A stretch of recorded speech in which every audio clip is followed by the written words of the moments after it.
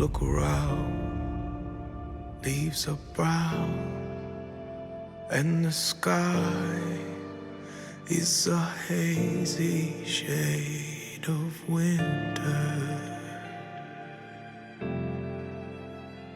A hazy shade of winter.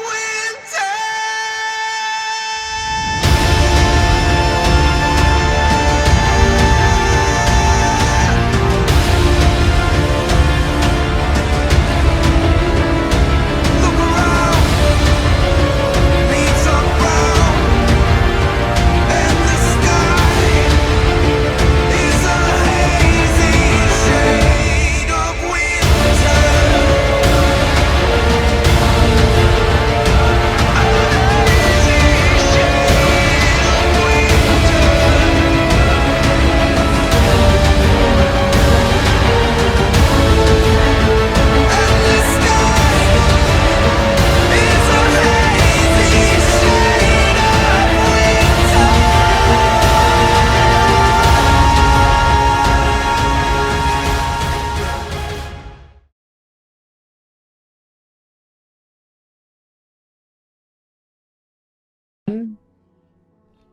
Who wants to do the recap? I can do it. All right, let's get it. All right. So we started off getting the quest. Oh no. Well, we decided to stay and look for these missing fishermen that have gone missing in the lake. So we acquire a boat from the docks. We carry it out into the lake and or push it out to the lake because it's a pretty big skiff. And while we're sailing, we narrowly miss some icebergs. We catch a fish, and we spot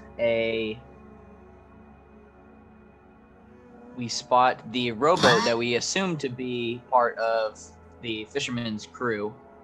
And upon seeing that, we hear these beautiful voices, and we see these singing angel-like women. But it turns out that they are harpies who charmed V and Quintus, I believe. And after they jumped into the freezing cold water and they were brought back onto the boat with some clutch spells, we killed one and one ran away, and we searched the boat, the rowboat, and found bottles, and it appeared to have been washed up on a sheet of ice near a cliff. And we followed some footprints around the boat to a cave in this cliff. And upon entering the mouth of the cave, we hear this howling wind, and we smell really, really good food. So we go inside. We are surprised by a serpentine-like water creature. Yeah, it was pretty in a weird. Waterfall. Yeah, and we slayed that. Then after searching around the cave a little bit, we find a lot of bones of animals and humans, and we see massive skeletal remains of these giants. A few of them. Well, V sees a few of them in the laying down, and then there's one really, really big one in a room by itself. And we continue to follow our noses until we see where the smell is coming from, which is a old lady cooking a stew from human remains, it seems. And as weird as the whole situation got, some of us were trying to leave, some of us were trying to investigate what this person was. Some of us tried the stew a little bit. And we tensions got high, and I don't know if she told us her name, but it was Maud Chiselbone. Called herself was the Old hag. Maud. Yeah, and then she transformed into this her hag-like form, and a combat pursued. After a lot of tense situations and near close calls, she feared for her own life after summoning her skeletal giant companion, and froze it and started to beg for mercy. And after a little discussion, we decided to grant her mercy in exchange for the magical pot that she was cooking the stew in, and the directions to a treasure chest that she's going to leave for us at midnight. And a blood pact was sealed with Gabar to make sure that we followed our end of the bargain. Yep. So, I before we start, I wanted to establish a couple things. Number one, who has the lantern of tracking? Because I feel like that's kind of gone to the wayside, and I think it's because I don't know who. Nobody is like decided they're the one that's holding the lantern of tracking. Sapphira, you were talking to the chick that gave it to us. I'm not sure who took the lantern. Well, I'll say I took it. Okay, so that just remember that you have the lantern of tracking. Okay, lantern of tracking. Yes, because honestly, if you had used it in the cave, you would have noticed that there was an elemental in the cave, right? Because that was a water weird, right? And I didn't even think about that until afterwards. But I think it's just because there's been so many like this quest and then this quest and then this quest that it's the lantern thing has kind of gone to the wayside. But just remember that, okay, Sapphira, you have it. So you have to light it in order to complete this quest. You have to control that. So just remember that. And y'all can remind Sapphira at any time to like have it lit, to search around for it. What were we gonna say, Will? How often do we come across, like, how do we know how much a pint of oil costs? We have a couple. For the bullseye lantern, right? Because I just, like, it only burns off for 6 hours in 1 pint, and we know that we're trying to use it to find Chewinga who hang out in Ten Town, so I don't exactly know if we would have used it in the cave or Probably not. Probably not. But, right? No, that makes perfect sense. But you did, like, since you got that quest, travel to East Haven and didn't use it that time. You know what I mean? I'm just reminding you guys that you have it, and that's something that you would be fresh on your mind. Right, because your characters in this story. A couple days ago for the characters, weeks ago for us. Yes, exactly. Okay, so another thing that I wanted to talk about. Okay, so we open. Let's just open the game. So we open on the game, and you guys are in the cave, Cauldron Caves, right there. Excuse me. Okay. So you guys are in the Cauldron Caves. You have dumped out all the stew out of this huge cauldron and are all taking a quote-unquote short rest. There's a giant skeleton. It fallen into a pile of bones on the stairs right here. And you guys are taking a short rest. Now you know that Maud Chiselbone is going to get your treasure and that you cannot leave this cave system until midnight. Now, I was going to have you guys explore the cave more, but instead, what I'm going to do is, first of all, is there anything you guys want to talk about on your short rest? I feel like there's a lot to unpack on what just happened. Yeah, I also wanted to mention that not moments before, 2 of your companions knowingly ate the stew. What's up with that, weirdo?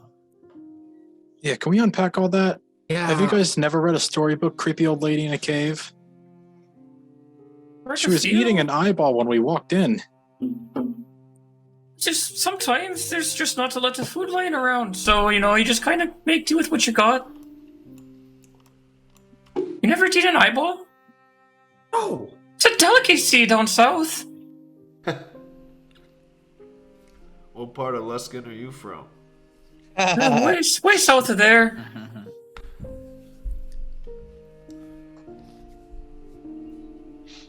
I thought it was pretty weird, but I've been known to be a bit brazen and didn't want to lead us down the wrong path or anything.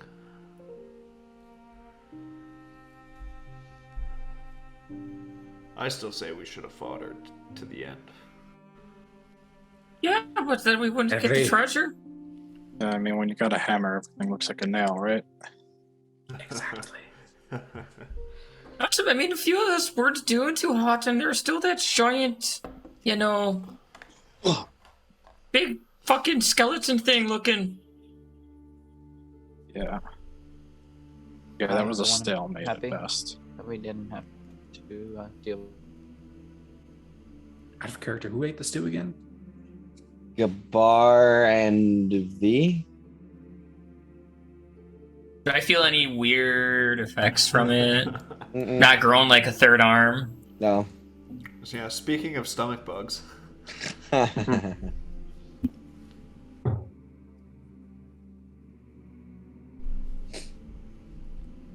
What? On the bright side, at least we're gonna get this treasure. yeah.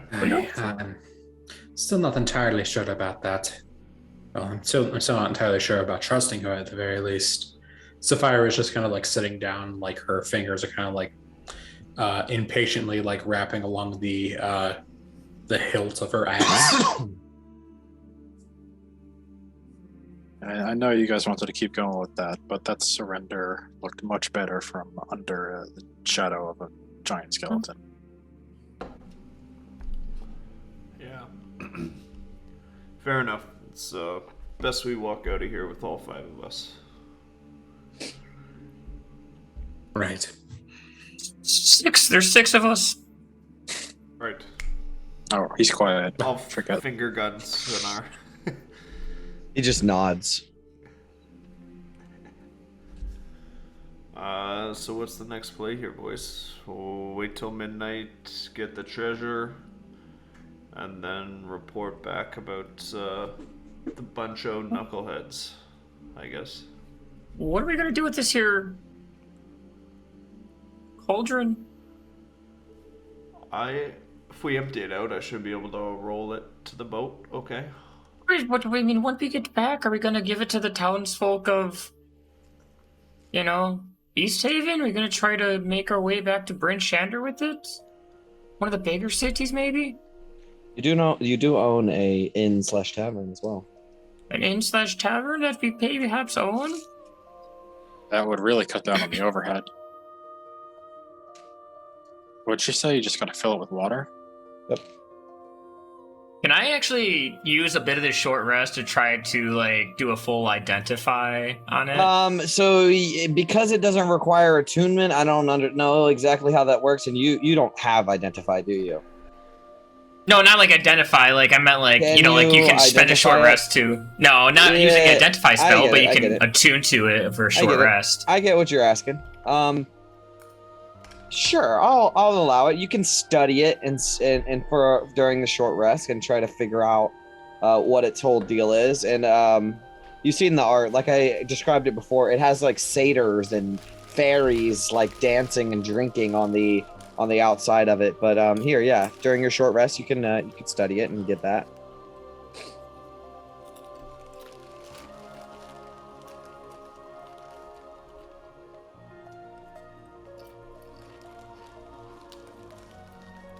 Holy shit.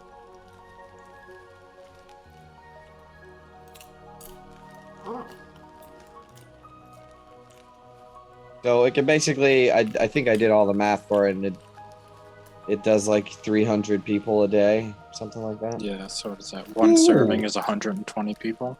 Oh yeah, so Feed it's a a little village more. with that. Yeah. Yeah, or 100 people in V.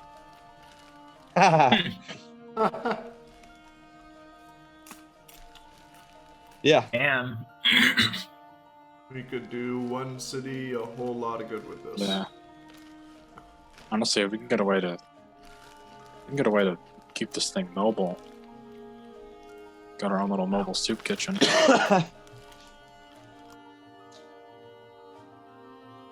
Find somebody to fashion some wheels for this. And probably just a sled. Oh, yeah, that's true.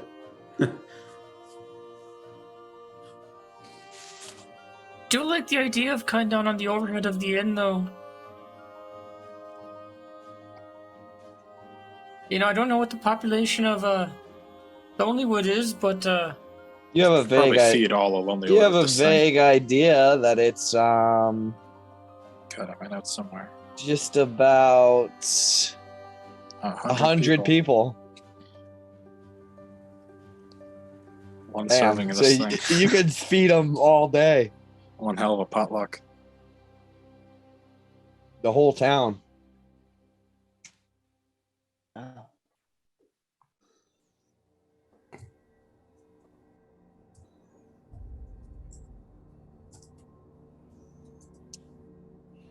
seems like a waste to give this, away so freely.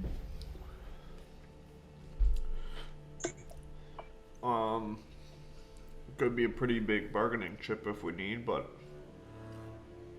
I feel like Sure, a speaker would pay a lot for that. yeah, Any speaker could pay a lot for that. a lot of people in Brinchander. Could unfuck us with Maxwell Dinar. Get out of jail free card. Fuck that guy. Depends on how much he really cares about his people. I agree, but it depends how much he fucks us first. What business do we have in Targos, anyways? We don't need to go back there. Yeah, but if we ever do. I love be how you something to guys keep were in like, mind. I want some political intrigue, and as soon as I introduce it, you're like, fuck that! Stay the fuck away from there! Not political entry, just fuck that guy in particular.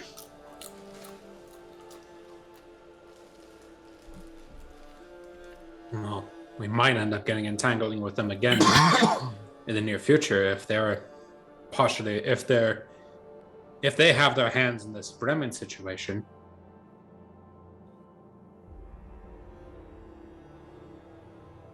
You think that Targos is the one that's targeting them?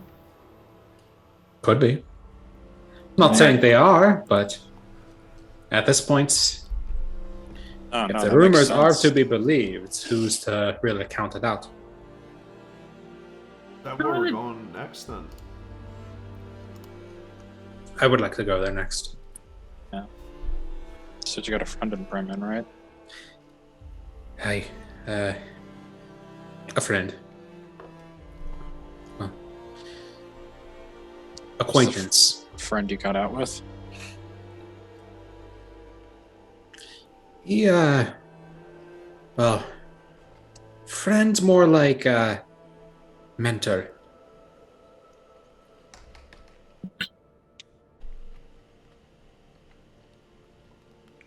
So you two are already safe then. Are they fishermen? They are. You can say that. You can say that.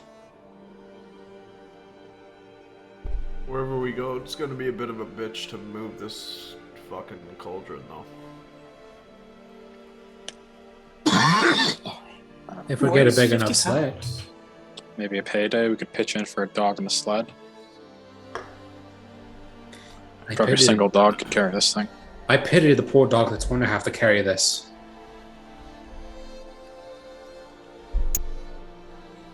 It's either a dog or Big Smile. A regular dog or this old salty dog? I guess we can figure that out later. Who knows, I'll be in this treasure chest. Maybe we'll be able to cash out and get ourselves a whole dog sled team. I We forgot might be able to. while we're taking a short rest. We might could keep it here. Everybody gets an extra 5 hit points. 5. If you rolled hit dice. Oh yeah. Yeah, I Well, imagine. I imagine everybody rolled. I'm only missing 1 hit point. Did I Oh, really really? not taking? I feel like something's wrong here because I didn't take damage. Did you roll your hit dice before? think You you were did, you were uh, afraid most of the time, so you were like out of harm's way. That's true. Yeah. Were you doing your Song of Rest during our short rest? Yes. What is that like? What do you say? What do you do?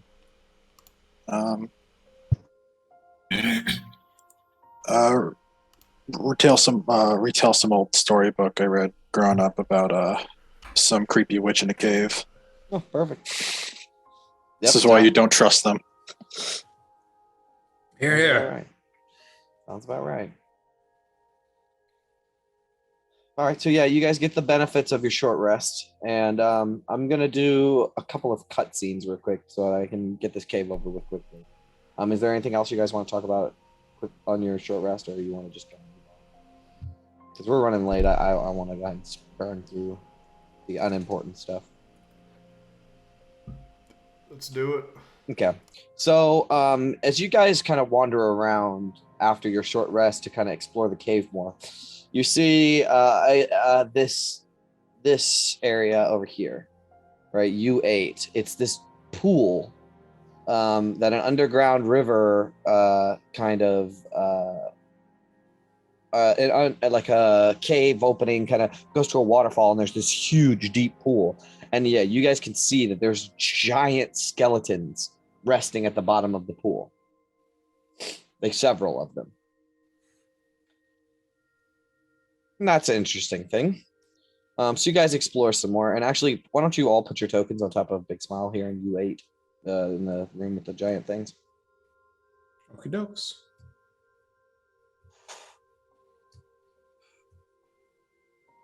Yeah, just kind of stack on top of him so I can move everybody at once.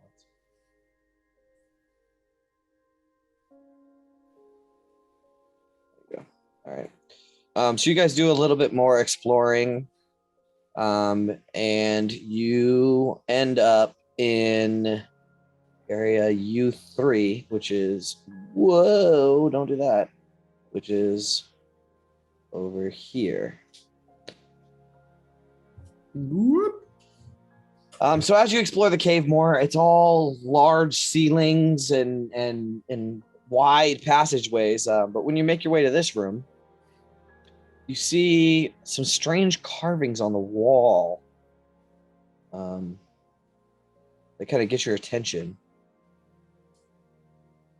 All around the cave, in this kind of area here, there's like a wall that has ancient stick figure drawings kind of carved into the wall. And it shows like these stick figures sort of wading into a river. And then some of them are under the water. Some of them are just wading in. Some of them waiting on the outside, like on the side of a river. Can everybody make a history check?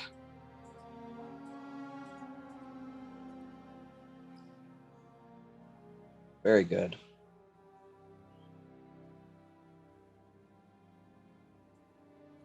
Okay, so V, Gabar, and Big Smile, you guys understand that you interpret the carvings that which show frost giants wading up a river to a cavern that contains a hot spring in which they drown themselves.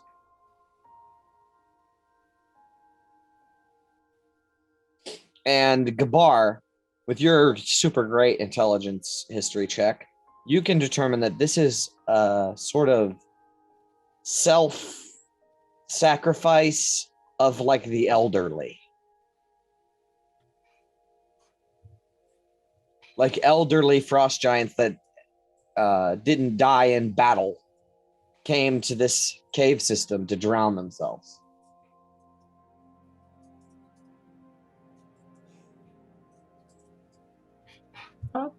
And did we walked over the place where all the skeletons were lying? Yes. All right. And Point. go ahead, go ahead. I'll just say, I'll point out, be like, yeah, that room back there must have been a hot spring. Then. At one time. Where's that Busted called? open. Damn.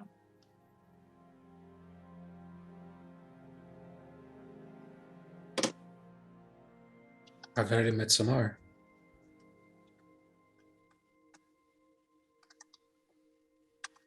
Heck of a way to go, just wading into the water. And if it's a hot spring, there's certainly worse ways to go. It could have been in cold water.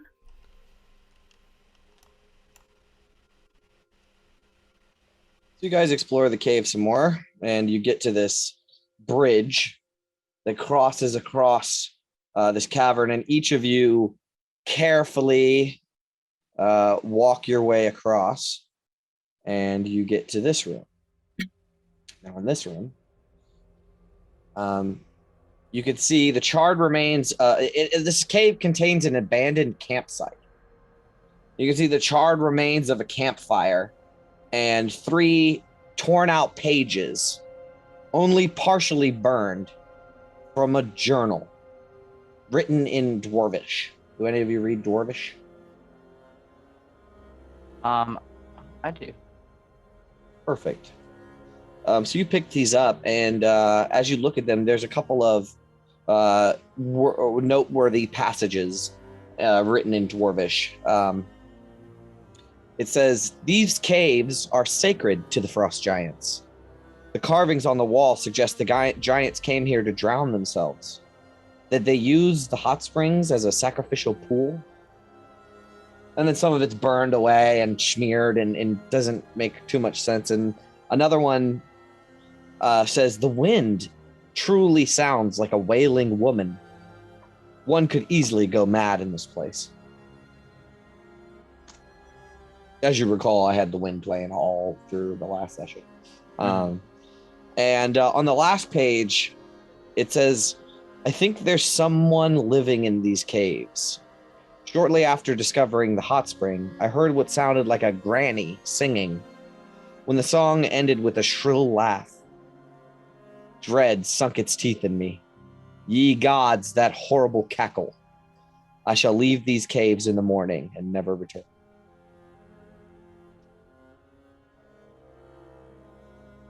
I wonder who that is. How old does this book look? History check, investigation check.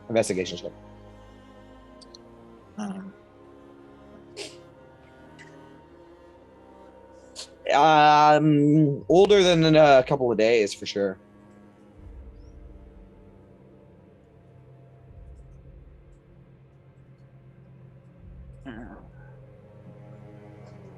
I read that out loud.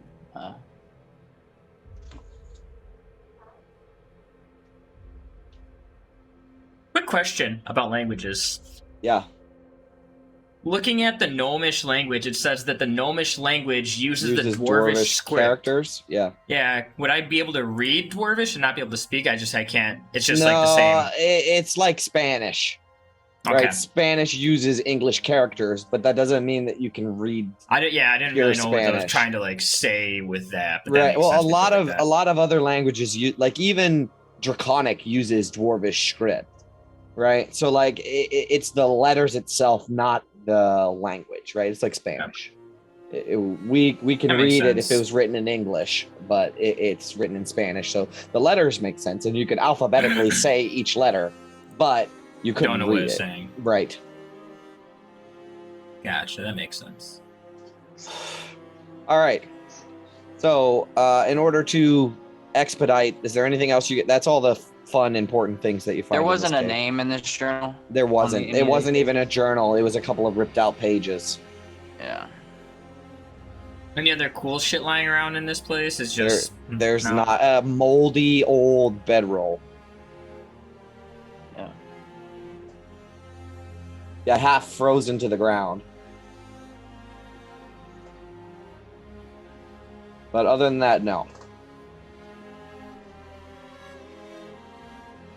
After a short time of exploring the rest of the Cauldron Caves, You have Gabar with your high intelligence and big smile with your high wisdom. You guys look out the mouth of the cave and you can tell midnight is nigh.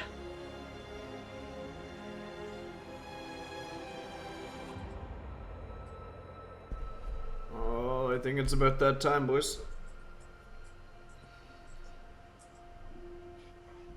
Yeah, maybe we just give it like, an extra 15 minutes just to make sure. Your skin starts falling off your bones. Yeah. And he loses the other hand. Tender. All right, so you guys wait a couple more minutes just to appease Gabar's paranoia. Yeah. And yeah, so here's the deal. You guys have this cauldron. You want to roll it out of the cave? I'm gonna empty it, flip it on its side, and Roll it. You do your best that you can to roll it on the ice.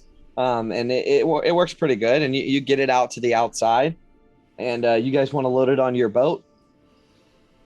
I think so. Yeah. Okay, outside is the rowboat of the bunch o' knuckleheads. Do you guys want to leave that where it is? Are we able to tie a rope to it and like tow it? It would Would add a be lot of weight to it, would it? it would be a lot easier if We'd someone have to was carry in it it back. Yeah. to row it. We'd still have to carry it back over the ice. Oh yeah, you'd have to carry it back over the mile of ice or like half a mile of ice. If I remember, she didn't really want the actual boat. She just wanted to tap into the sailors. I don't think we need to actually bring it back, do we? I mean, I could row it back with someone and just leave it at the ice, and if they really want it, they can go get her. We probably Take should a have few of split their up. things. That heart is still out here. All right. I'll take a few of their bottles, like a bottle out of their boat. Yeah. To show that. Perfect. That's perfect. And maybe like Tell her where to one of go their to find fishing it. gears. Yeah, perfect. That's perfectly fine. All right, so y'all lug the cauldron up inside of the boat, and you guys know that you need to travel for about a mile north to get to where Maud Chiselbone said that the chest would be. Is that what you want to do? And yeah, was it a mile on land?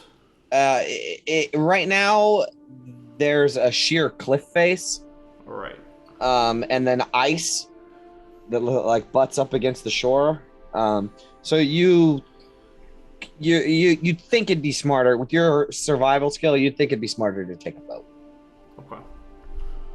Well, let's get at her, Gabar, if you can man the helm and get us north. Yeah, I got it. All right. So you guys take your boat, your skiff, the big kahuna, northward on Loch Dinashir.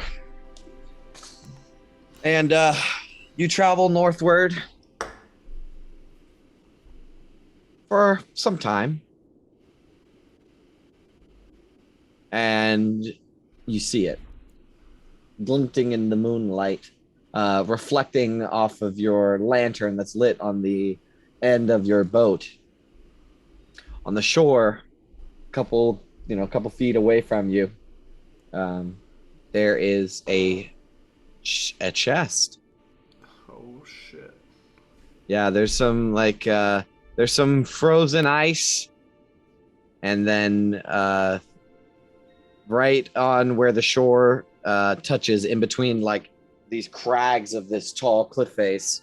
It's smaller now. It's only like 20 feet high now. I mean, it's still pretty tall, but there's a little bit of shore in between this crag, sort of like a cave, where you do see like reflecting a chest is resting there.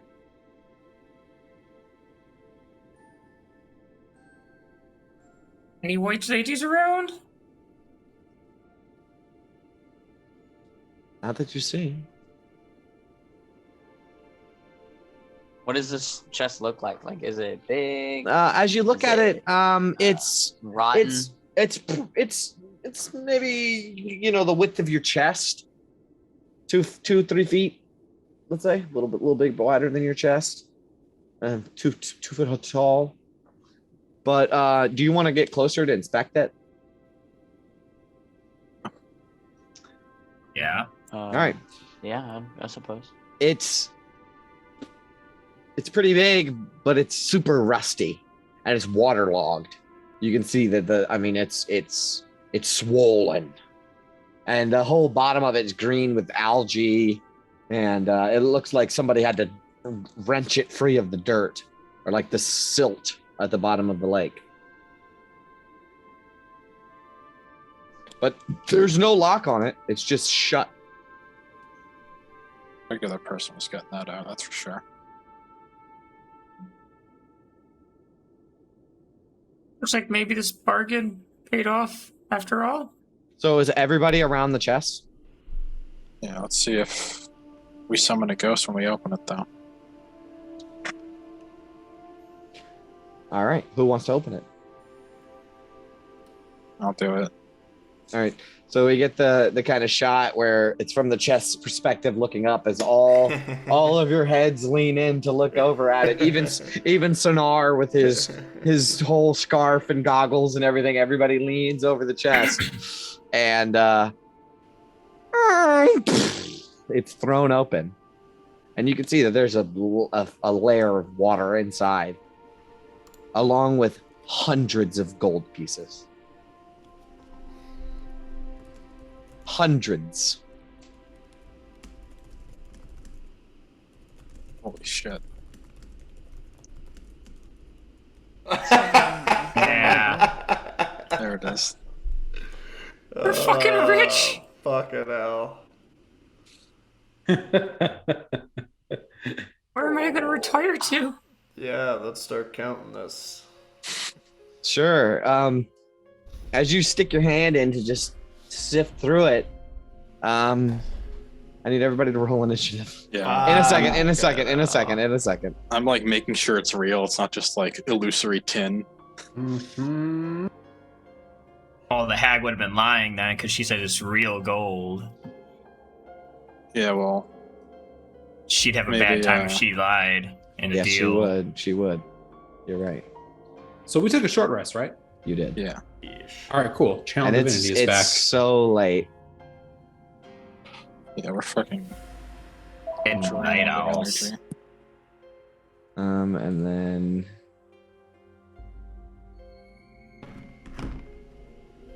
I gotta find.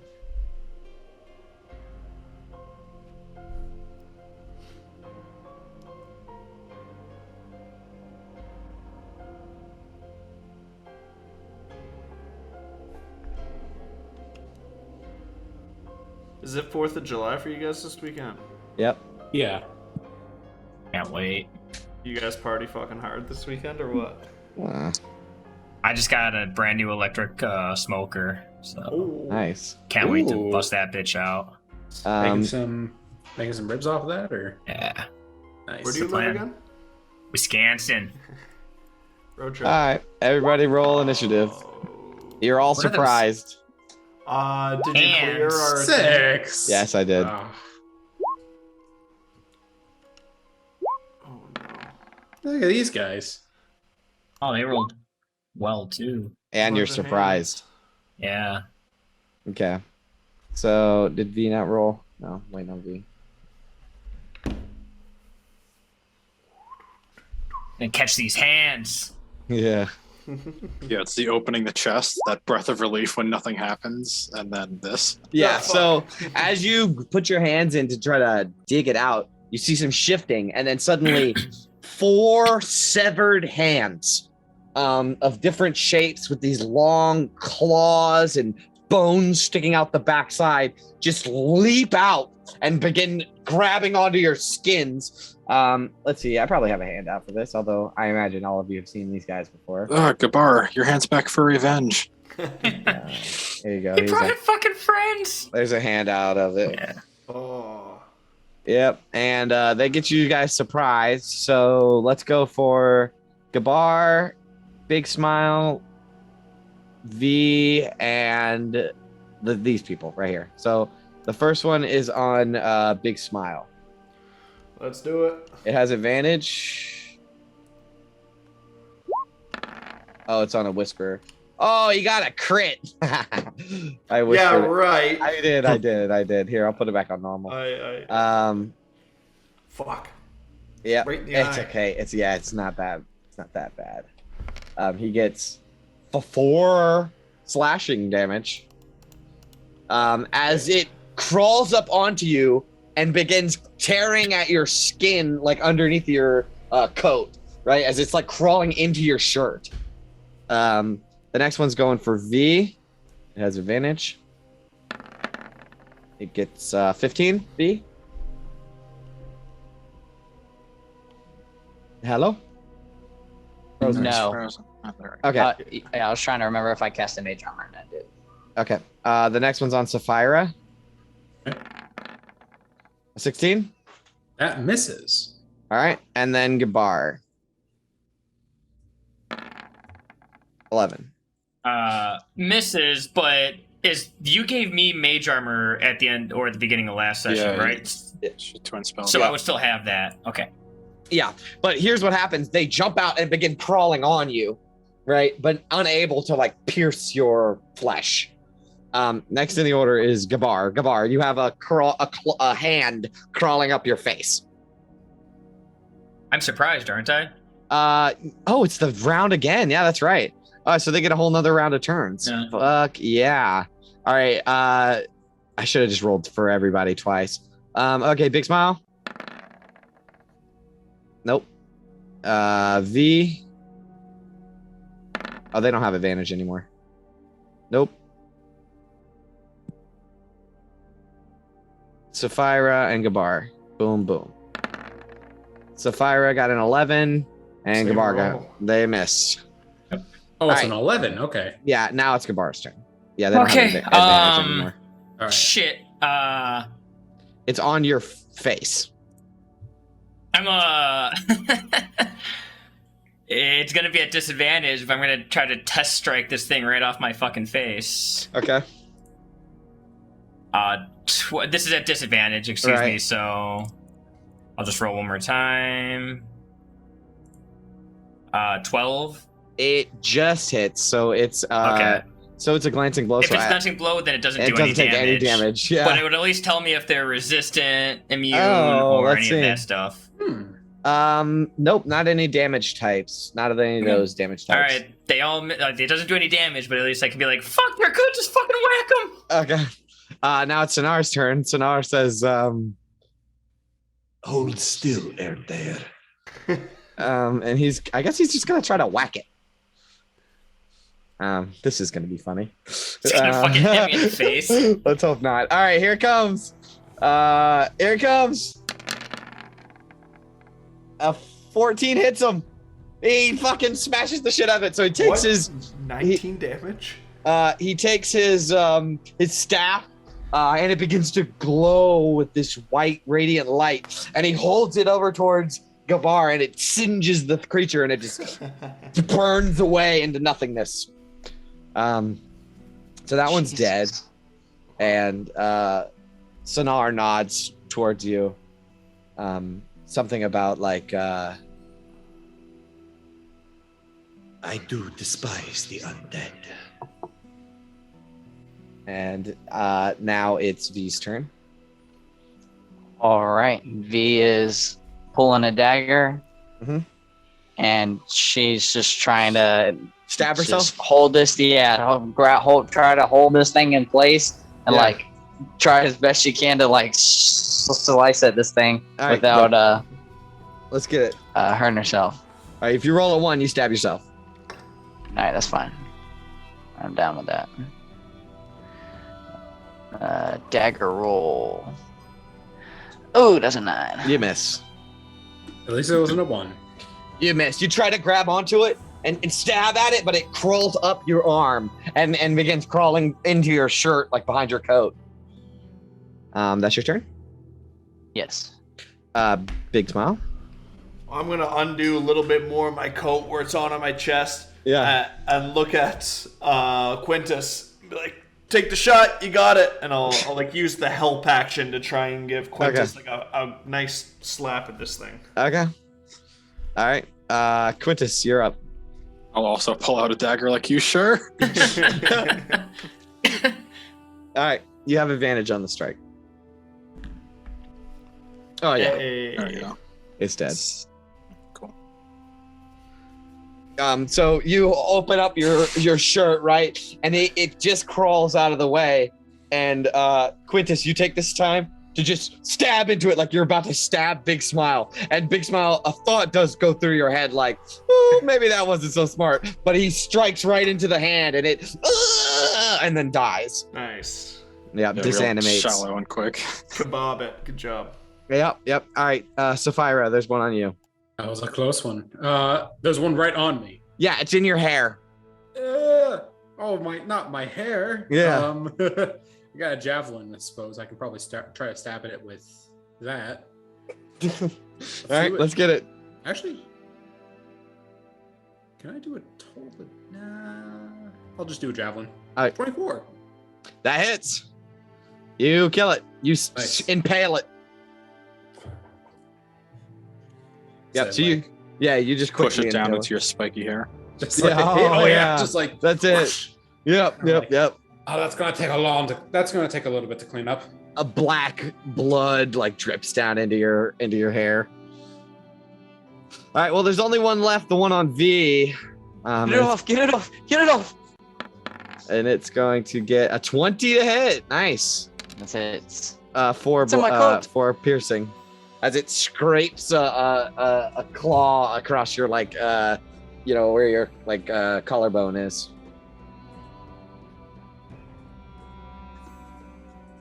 All right, Gabar.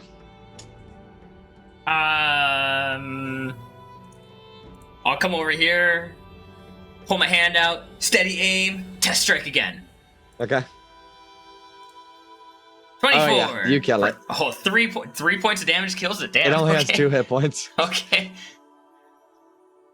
Fucking finger guns. Psh. Yeah, Got it. very nice. These little orbs float up afterwards, right above V's head. But now there's stillness in the night sky, or in the night air. Oh, That is going to be the lamest magic missile I've ever seen. It's not a fucking magic missile. It's something. I found it in some notes from college. I don't know exactly where it came from, but it's not a magic missile. Oh, man. Any more creatures gonna jump out of this chest? Can I start sifting through the gold and see if there's any more claws that jump out? There's no more claws, but you notice it's straight gold. Holy shit. Do I break my teeth on it? Is it real? It's real. Holy Well, fuck. that's... I don't know what to do with all this money. Gavar, upon inspection, you can pretty accurate, like you're really good at that game where you guess how many jelly beans are in the jar. You can pretty accurately determine that it's about 600 gold. Damn. Are you glad you let her? You're glad you let her live now, aren't you? Yeah. That's What the hell, Sapphire? I tell you, looked like a lot. greed isn't worth. Sapphire just like getting the hand out of her hair and just like hopefully not the crystal out of place. And she says like, what was that about the gold? 600. Well, That are you gonna be that's okay? What? I don't even know if I can right? carry that much. That's big, right? Gotta Well, get I it mean, converted. Sonar can probably carry mine and his fair share. As thou commands, Elder.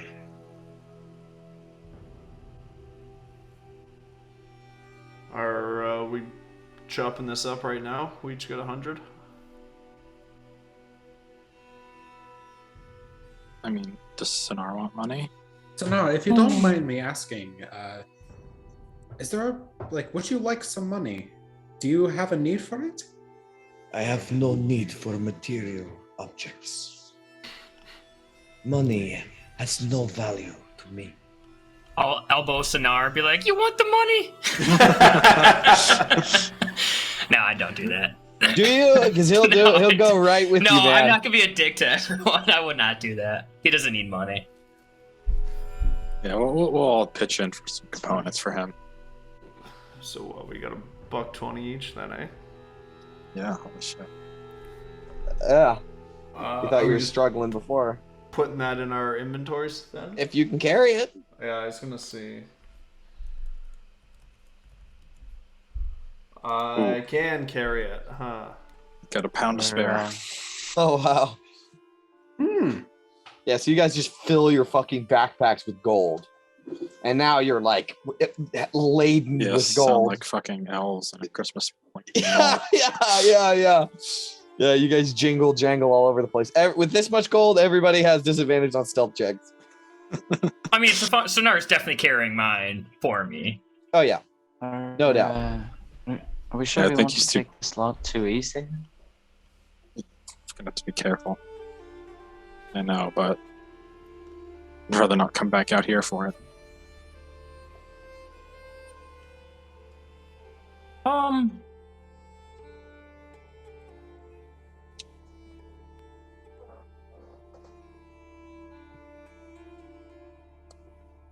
Alright, well, let's get the fuck out of here then. Well, you guys are pretty fucking tired.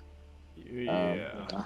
You can try to push it to get home. I'll make it only one check to get one level of exhaustion, and if you get it, you could recover it by morning. Let's push on through. I think we want to push. We have camping supplies. Or I do at least. I don't. I'd rather push on a couple hours in the cold than sleep. I the would whole as night. well. Actually, I'll make you make 2 checks so that you might have one in the morning. That's fair. Let's just get home. All right, so you guys want to head back to East Haven? Yeah. Sure. All right, well, the first thing I want everybody to do is make Constitution saving throws for being tired. What is it, like a DC 10? I think so. 30-20. Perfect. Bang, The first bout, everyone is doing absolutely great. Now I need a check for a boat check for Gabar. Okay. DC goes up by 1 for each additional hour. Ooh, Okay. that's a pretty shitty 9. It is. Doesn't he get advantage for these? You do, because Oh, okay. Quintus is helping. he's helping. Yeah, everybody's helping. 21. That's better. Oh yeah. So the first 2 hours go by pretty uneventfully. You navigate around any ice flows that you could see, even though it's fucking pitch black outside. Now let's get another check for the other 2 hours it's going to take you to get back home. Sapphira is horrified. Another con save or no? Con save, yeah. Uh-oh. That's okay, Sapphira. Sapphira is so horrified that she can't even sleep. Yeah, she's You'll get it back. Sapphira's exhausted. You have 1 level. But you'll get it back when you rest. And then Gabar, let's get that get that check. 18. That's good enough. You navigate around any other ice flows on your way back towards East Haven. Oh, actually, you need to make 1 more con check to drag this fucking boat across the water Shit. with a cauldron, fair. with a cauldron in it, and you're all laden with gold. All right, big smile, Damn. Quintus, Quintus. Sapphira, you're okay. You're the only one that really mattered. It's only 1 point. Yeah. All right. So Quintus and Big Smile only have 1 point, and Sapphira, luckily, you can push through this last hour or two. So wait, At least I'm not. V, you Yeah, failed that would too. have been DC 12. Yeah. Yeah. So V, you failed Oh, too. you said it was DC 12? Whoops. It was started at 10 and goes up by 1 for every hour. Right. Gotcha. Well, I was doing it in sections of 2 hours, but it's fine. Yeah, So- for every increment, whatever. Yeah, but only so V, you need to keep yours just in case because you might get one again in the morning. Yeah. Okay, so You know You what? get- Hey, at one yeah. point, it doesn't matter when, but I'll just burn a 1st level spell to pop off and detect magic to see if there's anything off about this chest. well, you guys emptied the chest, didn't you? Well, I would Oh, yeah, I thought we because I left the said that. chest. No. Oh, you left the chest? Okay. The chest is cool. Oh, I thought we brought the chest with. No, the chest is cool. Okay. You just have like pockets full of gold, but it's Okay. not. It's not like the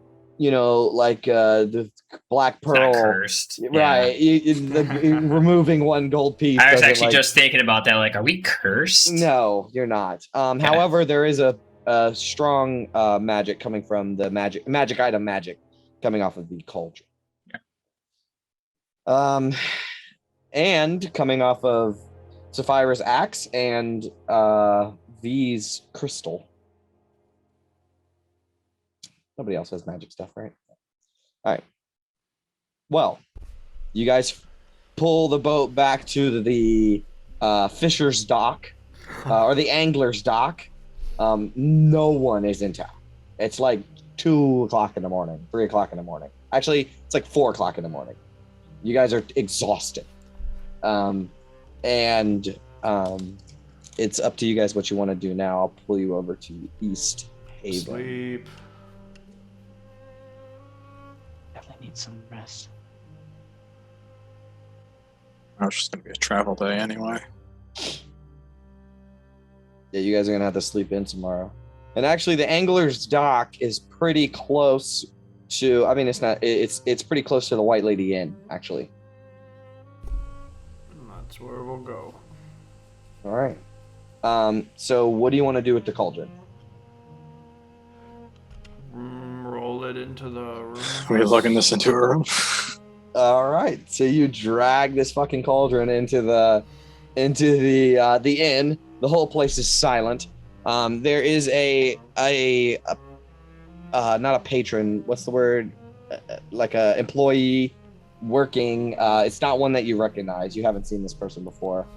And you know they're a little restless behind the like the bar counter as you show up, dragging this cauldron. Also, you had a fish too. Yeah. It's in the cauldron. All right, so you got a dead fish in the cauldron. That keeps flopping around every time you roll it. Oh, you're gonna leave it in the boat? Okay. Oh, it's dead. No, it's dead. Yeah. Then yeah, we can take Oh, it. it is. That was you our t- dinner tonight. Then we got free food forever. Yeah. yeah. We'll have fish stew in the cauldron. Just add some water. Okay, do you want to do that? Maybe tomorrow. I could eat. Yeah, I mean, you guys are pretty hungry. Yeah, get It only takes a minute. Yeah, let's fucking. I could go for an ale, anyways. All right, so you guys show up at the White Lady Inn, and you know that it's 4 copper pieces for a mug of ale, and 1 silver piece for a cot and a trunk. Taking out of my inventory. Can I look at the person and be like, do you have anything a little more on the private side of things? So this is like an elderly woman with like white hair. It's like flows down on her side, and she's all snug, bundled up. But she says, "We only have communal rooms, although there is a room in the back." Well, take it, and I'll put a goal down. Well, it's not. There's no cots in there, but I suppose you could sleep in there if you wish. I'll look at the party and be like, do we really want to stay in a communal room with, this shit? I wouldn't say Fair so. point. We have. I got a bedrooms. 2-person tent kabar. You can crash with me, buddy. Yeah, we'll take the back room. All right. So you guys actually go to the back room where the seance took place. And all the pillows and stuff has been cleared out. This is mostly just like a spare room that like they keep chairs and stuff in. And like, unused bar stools or tables and stuff. It's usually stacked up. But all that had been taken out for the seance. There's no pillows or anything comfortable to lay on in here. As the lady kind of opened the door up for you guys and lets you in.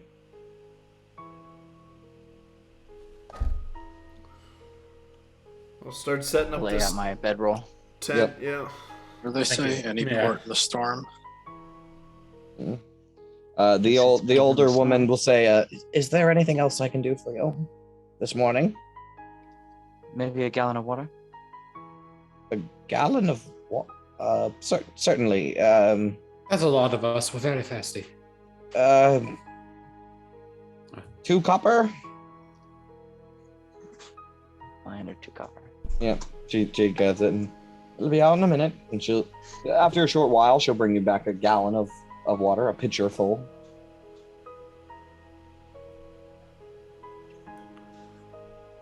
Let's get this stew. Thank you. All right. Well, So I'm pouring in the pot. Yeah, she leaves you to your business.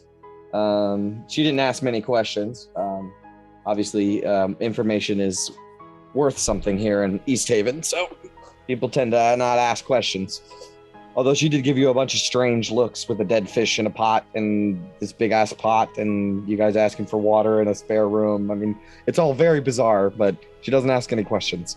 And yeah, you pour the water in, and then now what? Give it a stir. Yep, and you're gonna Is that stir how on you're top of supposed the to do it, fish. Gabar, you said? Just stir it for a minute and it'll produce a hearty hot stew enough to feed 4 of us, so one of us is going hungry. Oh shit. I just read that part. It's only 4? Yeah. Can we say with the fish that it maybe just makes enough for 5? Yeah, you guys can Or do we need to get suffice more on it. You can be. Everybody can eat a little less. I know that's really good. Sapphire will say like, I can hold off for tonight. Oh no! You got to eat, but you can eat less. Everyone can eat a little less to I'll get. just add a little of my water skin in there. It's fine. Okay, all right. You can make a little more. I'll Big add some of ass my water fucking skin in there fish in too. there. Sure. Yep. So you guys stir it up, and after a moment, the water starts to thicken. Right, it's harder to pull it, and you can feel warmth coming off of this pot just by itself. And as you stir it, you can see chunks of the fish bloop, bloop, come off of it, like the fish itself is cooking on the inside of the pot. You're gonna have a bunch of bones and guts and shit in it, but I guess beggars can't be choosers. So you guys stir it up, and you do get the stench of like the bladder and the intestines of the fish that you probably should have I cleaned thought it out of smelled it. good no matter what. Yeah, Hey, we're just trying to wash the human out of the pot. yeah. So it's gonna be kind of fucking gross, but it's passable. What kind of Probably isn't stew the is this? grossest stew I've It's had today. like it's just like water and thickener and spices. Like a broth. You can let more like a chowder. I see. Okay. I hate chowder. Yeah, it's more like a chowder. It's a little Delicious. soupier than chowder, but yeah. And yeah, I mean it kind of tastes gross, but it'll work. Next time you probably should clean the fish first. Sapphire is like Hands eating down. the stew and just like pulls a bone out. Oh yeah. Ooh.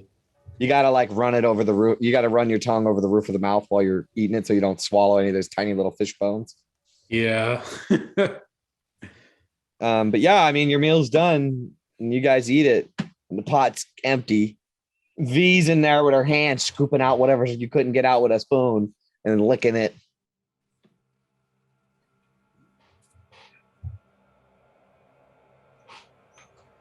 All right. It's done. I'd say that was Awesome. worth the trip itself. No. I'm passing out. All right. Pass out up against the door in case if it opens. it Oh wakes yeah, me up. I'll fucking try to cast alarm. Yeah, no problem. This bitch. Done.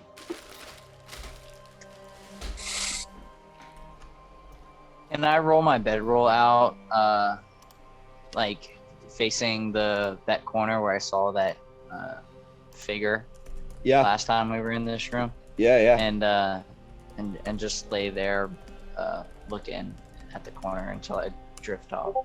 Sure. All right, no problem. So, you guys drift off to sleep. V, make your check. Alright.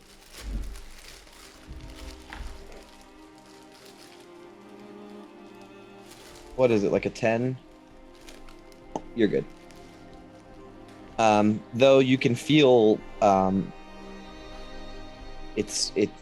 messages, the images that you see in your dreams aren't as startling as they could be, but it's becoming more frequent, and you're noticing it happening more often. So you guys know that you have to sleep till basically like afternoon. Yeah. However, when the group of you all wake up, twilight outside the windows, but Big Smile's gone.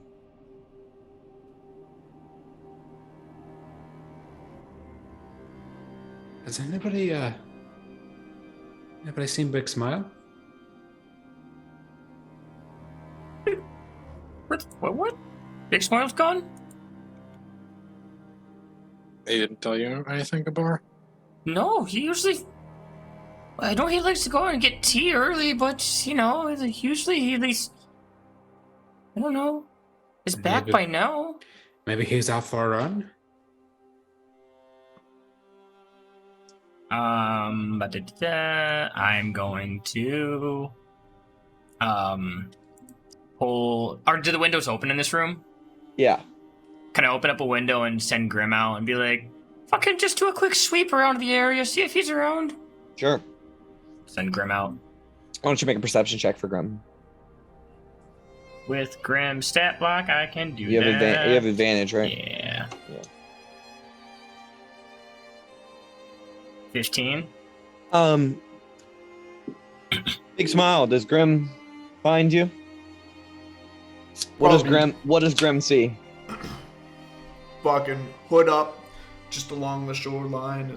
Well, at this point, most of the sailors are out. But Big Smile just fucking hoofing it down the beach. Oh, he's running from someone, or No, he's just doing his run. He's just exercising. He's good. Good call. Left a note or something. Yeah, this is you haven't seen him exercising into this capacity, Gabar, probably ever. Hey, must be training again.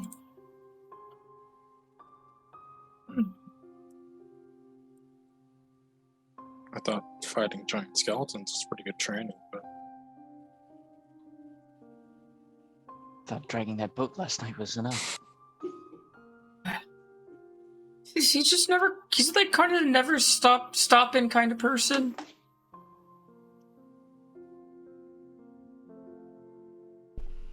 So are we going to find Imra today? Finding who? Captain Arlagath. Arlagath. We should. We should get paid. Also, I wouldn't mind, offloading a little bit of this gold that we're carrying around. Offload it where? I got a few things that I'm gonna search for, but I really haven't been able to afford until literally a few hours ago. So, if I got like a market or something. Right, offloading isn't fine. maybe we do the burnt chamber, not the pickpocket city. I'd rather wait, but there's something I've really been wanting to buy for some time that I haven't been able to afford yet. Oh, and don't we want to stop by Torgs anyways? Kind of poke about there, see what they're all about? You said you wanted to go there. I did. We can do that before we head out. They might have what I'm looking for, so we can go there.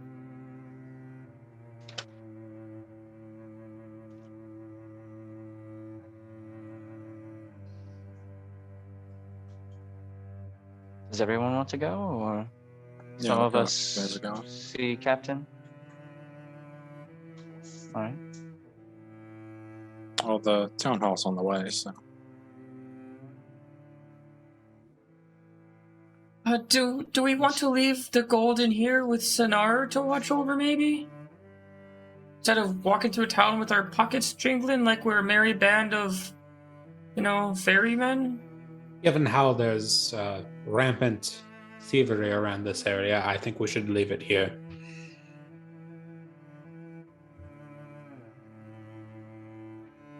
I'm more. You broke up, Nate. Say it again. Say it again, Nate. You broke I'm up. more worried about hauling it around. Hauling the gold around?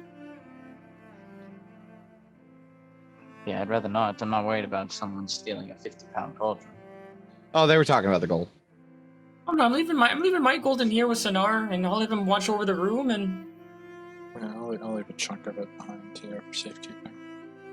I cannot protect you if you leave there. we'll be right back. I'm just going to be walking across town. It's perfectly safe. We'll be back within an hour. I appreciate the concern, Sonar, but I feel safe in here, in the city. As thou commands.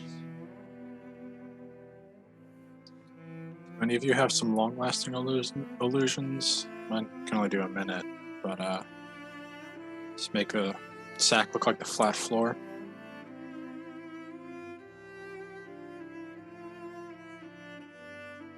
I got nothing, but I can cast alarm again so that I know if anyone comes into this room, and I'll just pay off the people out front to, not let anyone come back in here. We did cure the room for a day, didn't we? How long did we rent it for? The night of the 24 The hours? night. Yeah, I mean, I'll yeah. just throw him another gold and just be done with it, Okay. Yeah. Actually, when you come in, it is the original man that you met. So you guys exit, right? You cast the alarm. I'm not gonna try to fuck you on this too. Like, you set up the situation so that it's safe. And you leave Sonar behind too, and he's more than capable of taking out a couple of commoners or even like bandits. More than capable. So you guys see the same. Where's the? Here it is. The same tavern keeper, Bardabin is his name. He's kind of sour-faced and grumpy looking, but yeah, you give him the gold to keep the room for a little bit longer, and he nods and understands. About this time, Big Smile also makes his way back to the tavern. Oh, boys are up. Where are we going first? You gotta leave note when we're going around making enemies like this. I thought you guys would be sleeping in a little bit longer. That's my fault. So where's first? We going to the captain or? What's the plan? Yeah, let's go to the captain first. But you guys want to make your way towards town hall? Yep. All right. Yeah. So you make your way towards town hall, and as you do, you go in through the main room, and actually this time, I think I'll take you over to the map. I'll show you the East Haven Town Hall this time. Oh, let me make sure the dynamic lighting's on and everything.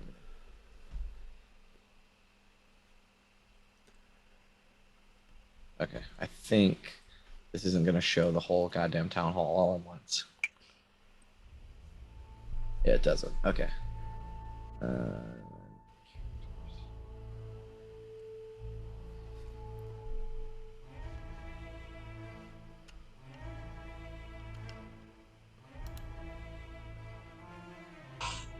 Quintus. Okay, that's everybody, right? And you need to go through this door here. Down at the bottom. And then also I can get rid of this. That leads to outside.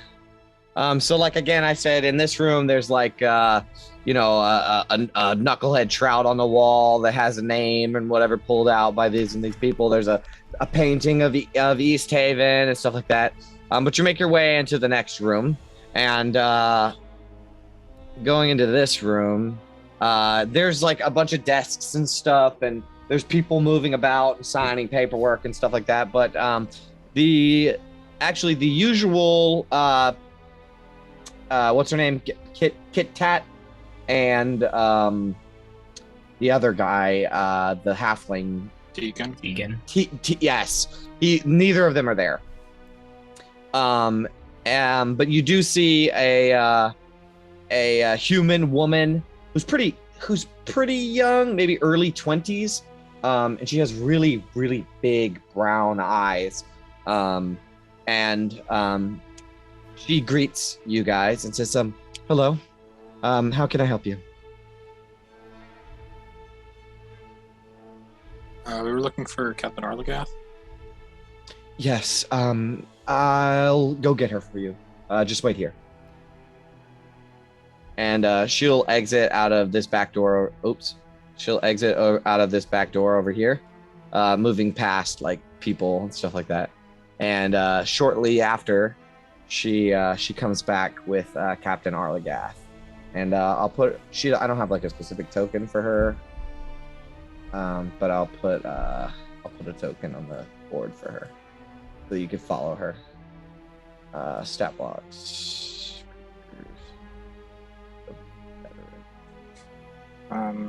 What day was it today? Oh yeah, it's the 9th. Is that what everybody else has? Mm-hmm. Yeah. Thank you for reminding me. Okay, so yeah, she's this veteran stat block, or this veteran token. But as she sees you guys, she will meet with you and say, yes, again, redhead, eye patch, badass armor, and also sick fucking sword. And she says, yes, how did everything go? We were successful, but not the success you would have hoped. I'll show her one of the beer bottles or whatever that I found on this boat. Yep. Seems you were right. Dead. It's a dangerous lake out there. That's very unfortunate. And you're certain that they're dead? The 3 or 4 of them, however many there were, 3 going. Certain. She sighs and hangs her head, and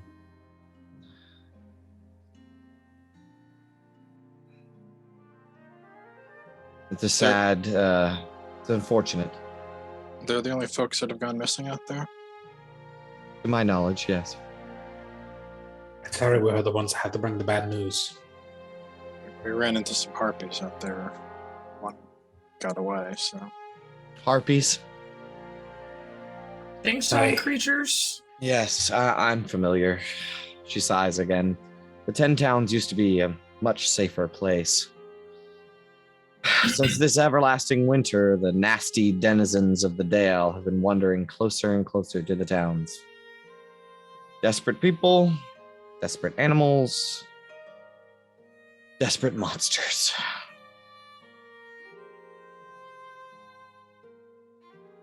Anyways, why don't you follow me? And then she kind of leans in closely. For your payment. Right. And she will lead you out of this room into the next room. And I will show you the next room. This is interesting. So as you walk through this room, into this next room over here, I will describe what you see. So you can see that there are stairs that lead down. And also there is a wooden platform that leads to a second floor. Hanging or like on that wooden platform is an antique ship's like crane, right? That they use to pull up like crates and stuff on a ship, right? And actually, as you look around, there's fucking nautical shit everywhere. There's boat. Let's see.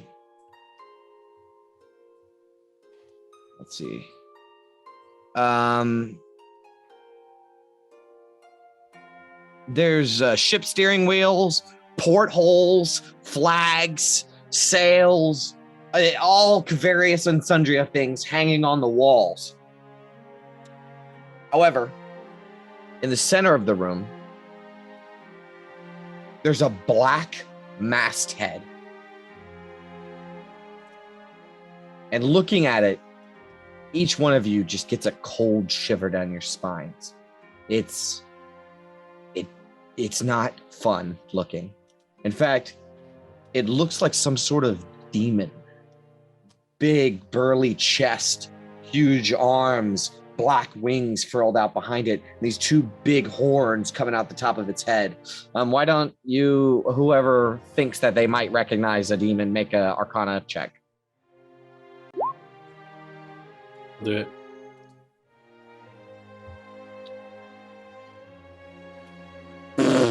Okay, so Gabar, you would recognize this as a Balor. A Balor demon, which is like one of the most powerful kinds of demon there are, right below a demon lord. However, this Balor, because you rolled so good, is actually in the likeness of a demon who haunted the Dale many, many, many years ago, but was defeated by the one and only Drizzt Duorden. The name of the demon was Ertu. But it was single-handedly defeated by Drizzt Duorden and his sword Icing Death. I just read about this, actually. But looking at it, it doesn't feel right, and it's made out of this strange black metal. As you look at it, it has a sheen on it. Like, you know how when you look at oil, you know oil's black, but there's like a sheen to it that makes it look purplish or rainbow. This has a sheen to it that makes it look blue. So when you look at it from one angle, it looks blue. When you look at it from another angle, it looks black. V, as soon as you make eyes on this masthead, you see a woman or a young woman wearing tattered clothes, and wet hair comes down over her face, and she is tied with like rows of rope to this masthead. And I'll show you an image of it. But V, you are the only one that sees this. And let me pull up a handout, because I actually have a handout for it.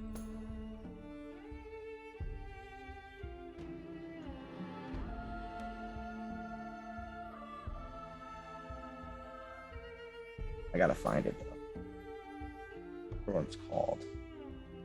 The masthead.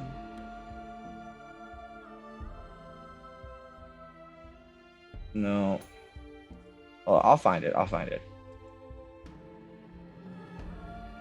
Because it's a pretty interesting piece of art. Oh, yeah, here it is.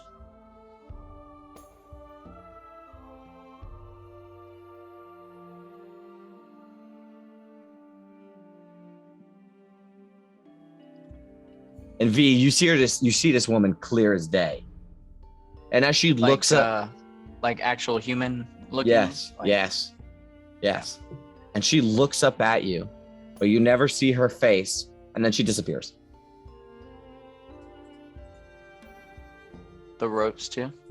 Yep.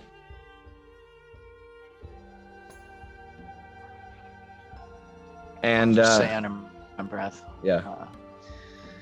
Yeah, definitely should get a little more sleep. As you guys walk through this room, actually, she, Captain Arlagath says, this is, Speaker, what's his name? Speaker Wayland's, collection room.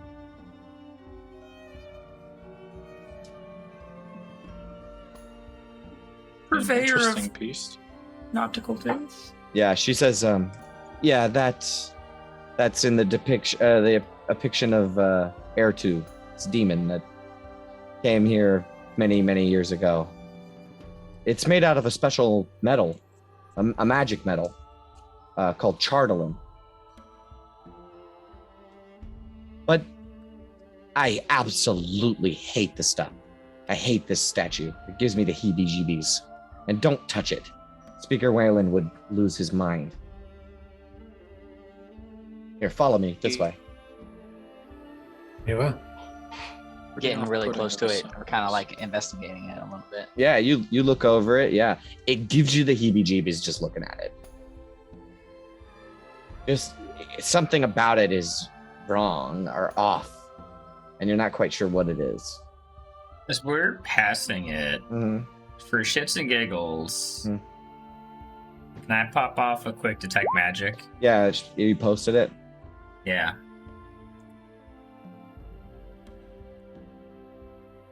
Oh yeah, it's definitely magical.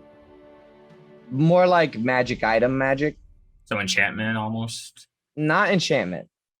It's magic item magic.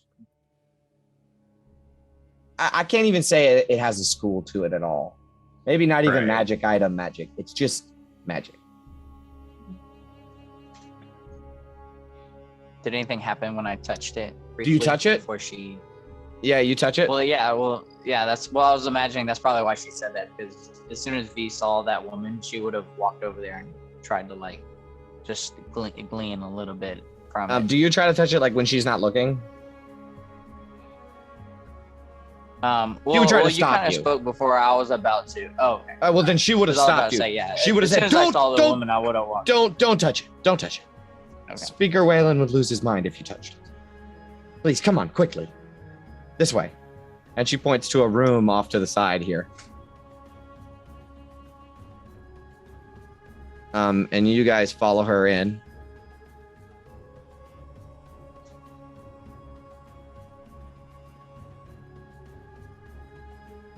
So yeah, this room back here.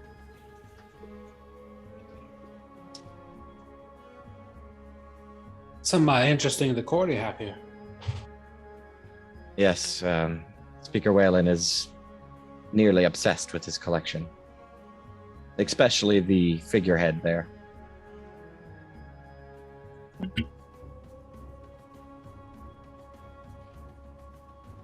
Anyways, come in. Let me shut the door. And you all kind of pile in. You don't have to go in the room. It's just blank. But she closes the door. And she says, now, would you like your reward? I know you were asking a couple of other questions, but we're safe to speak openly here. And by the way, this room is filled with crates and boxes full of paper and random objects and some weapons that are like wrapped carefully in cloth. She explains that this is an evidence room.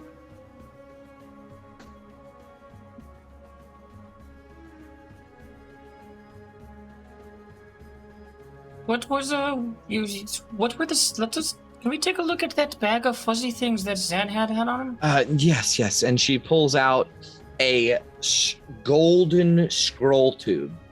I mean, it's absolutely gorgeous from like a crate, and sets it on top. And then then she pulls out this like, kind of looks like a makeshift ass bag. Let me see if I can find the handout for it. I'm not going to send it yet, but I can describe it. Yeah. Oh, so it's this really delicate looking bag. It's maybe, this big maybe. And it has a drawstring that ties it shut and a green little thing. And on the outside of it is decorated little animal, like stitch work, little animal stitch work, like an owl and like a tiger and a mouse. And she sets those two things on a crate.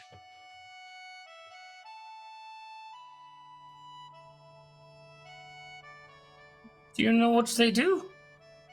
I do not, unfortunately. I know inside of this, and she holds up in the scroll tube, is some sort of magical spell or scroll, I believe. But the bag, I don't know. Say it again. Aren't you able to read scrolls? Yeah, if I just look it over, can I can find out what the spell scroll is just by looking it over, right? You can try, but the first thing that you notice when you pick it up is stamped on the top, not stamped, but like obviously the metal that they used, it's like bronze, not gold, but it's so shiny that it looks golden. But like stamped on the top of the lid is the symbol of the Arcane Brotherhood. Oh shit. Hmm.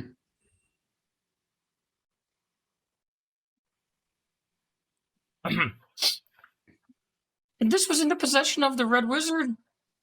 Yes, she will tell you.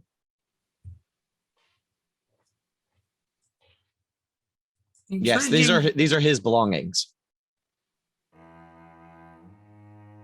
And do you mind if I look at the spell scroll? As long as you don't try to cast it in here. I certainly would not try to cast anything I didn't know what I was casting. What kind of wizard do you take me for? Yeah, you open it up and there's actually 2 scrolls inside. What are they? Why don't you make an Arcana check to find out? Can I try to help him? I'll give you an I am advantage. proficient. I'll give you advantage. 23 The first one is written in draconic runes, right?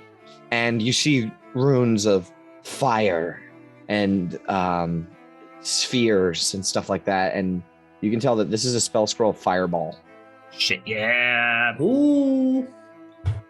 All right, what else we got? What's The the other second one is Elven script, right? Elven runes of magic, and you can tell that this one is got. Oh, go ahead and roll the check with advantage. Yeah, for that one. 16? Oh, yeah, that's good. That's good enough. This is a low-level spell. You can actually determine that this has divination sort of runes all over it, and this is actually a spell scroll of identify. Convenient.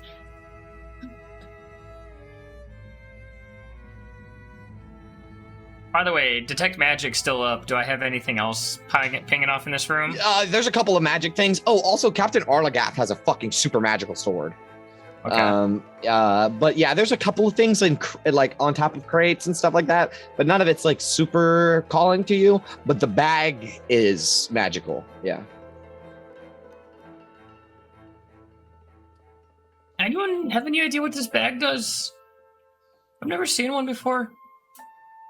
Try to investigate it. Yeah, you kind of pull open the drawstring, and there's a bunch of fuzzy balls that are about this big. And they do you pull one out? Yeah, I will. Okay. You pull one out.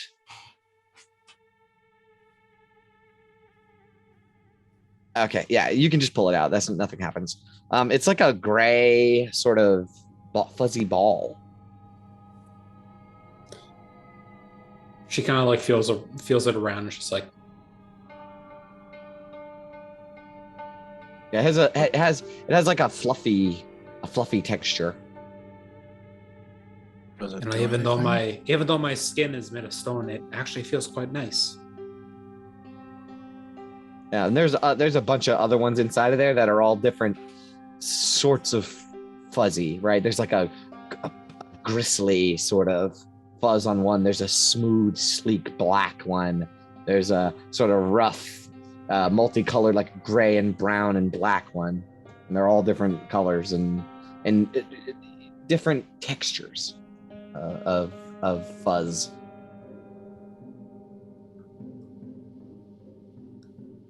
Are these just magic sponges?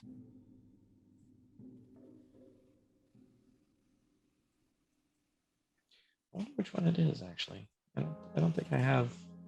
I didn't know there was 3 different kinds. I wonder if it's one of those things that if you pour water on and then the hair starts to grow out of it and then it kind of makes itself into like a gremlin. a gremlin. Something like a chia pet, I think they were called. Oh, chia pet. Hey, don't feed it after I midnight. haven't heard of those.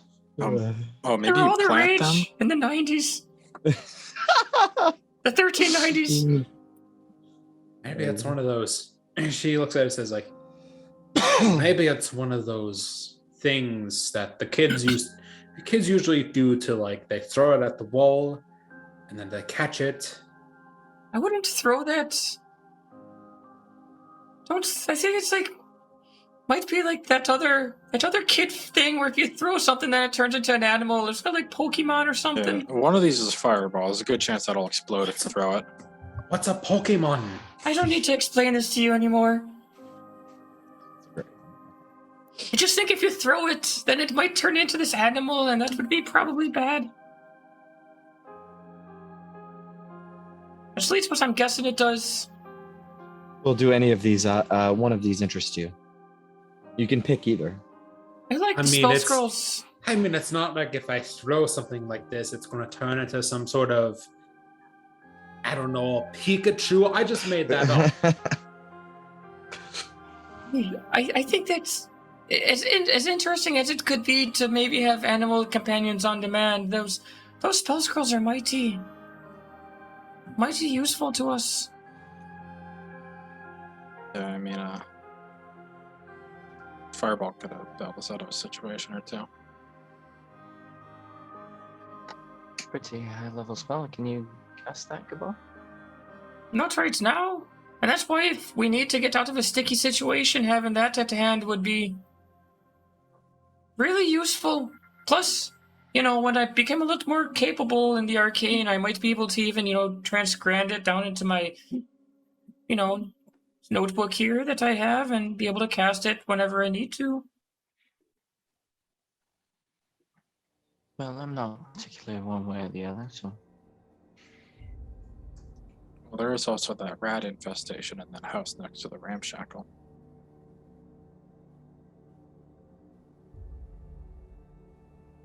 Nice, good one.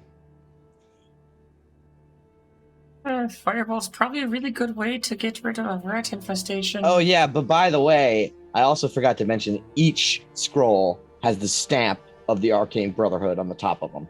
Oh, I'm totally voting for the spell scrolls. Absolutely.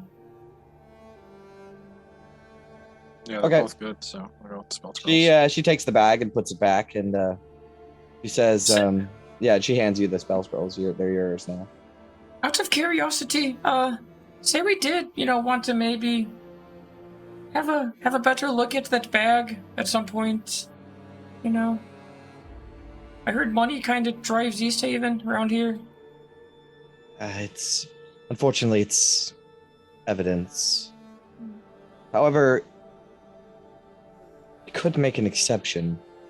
I know you were asking questions about this wizard. I'm even more intrigued now that I know that he had things that were once belonging to the Arcane Brotherhood. She wrinkles her eyebrows. Like the one from Luskin. That's that's the one. I wonder what the Arcane Brotherhood is doing here. I'd very much like to know that myself, but I don't think he was part of the Arcane Brotherhood. What makes you say that? If his objects have this markings on it, that's not the first time I've seen this symbol. It's on his book as well. Can I have a look at his book? Unfortunately, I cannot release it. It contains Just to powerful look at magics. it. To confirm that what you say be true. She nods and goes to another box and opens it up and pulls out this sort of hefty-looking book. And on the cover of it, so it's super magic item magic with your detect magic up. And it has an illusion magic coming from the cover that appears to shift colors in like the light. She showed you the cover of it, and right there, fucking bold, is the symbol of the Arcane Brotherhood. Right on the cover. Well, if he stole them off a dead member, I don't think he'd be flaunting them around like that.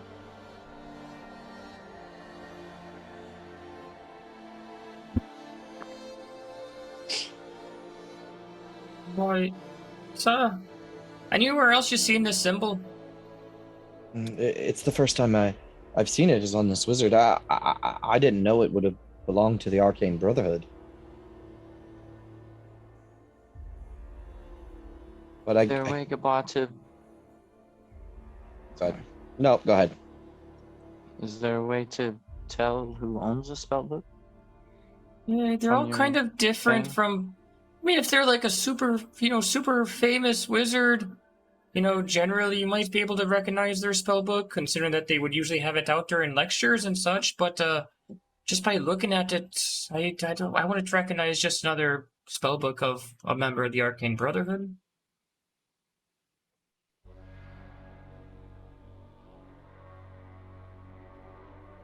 Though I do think it might be time to visit our friends back in Tourmaline a visit. Before you go, I'm putting some trust in you, but you've given me some great information about this Arcane Brotherhood. You see, I'm going to tell you about the circumstances involving Zan, this red wizard. But this information did not come from me. And your insights on the Brotherhood may provide useful. You see, this wizard, he came to East Haven looking for something important. I never found out what it was. But the Winter's Cabinet, they had discovered something out in the tundra. Something of great significance to Zan. And he actually hired them to lead him there.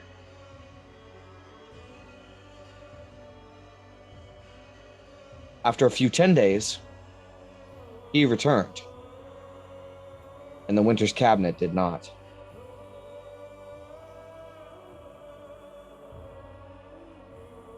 We didn't know that he had come back. And the night of his return, a few other citizens who were close allies to the Winter's Cabinet also turned up dead. Their houses were burned to the ground, them trapped inside. We questioned witnesses, and we realized that Zan was the prime suspect. And I may have said before that he came easily, but that was wrong. My men and I, we searched and confronted him outside of town to the east. We lost quite a few in the combat. But eventually our numbers outdid the wizard, and we captured him. He wasn't much use without his focus, or his arcane wand and staff. But we interrogated him, and he readily confessed to his crimes of killing the members of the Winter's Cabinet and to the arsons. But when we asked why, he only said they knew the location. No one can know. And that's all. We couldn't get any more information out of him. His life in Thay and maybe his training at this Arcane Brotherhood, it steeled his resolve. He wouldn't say another word about it. He was shortly after sentenced to death, and he didn't put up any fight. Sorry, Jay, that quote was, they knew the location and no one can know? Yeah. Confirm. Whatever it is, it's something that he wanted to be heavily protected. But why didn't he put up a fight then? If he knew that He something did put like up a fight, though. He killed like a couple of... Well, I mean, militiamen. like when he was being executed. Well, I don't know. Couldn't cast right without a focus. I guess. She will say, I guess so. It still bothers me not knowing what the Winter's Cabinet found out there in the tundra. And you haven't sent anybody else. No.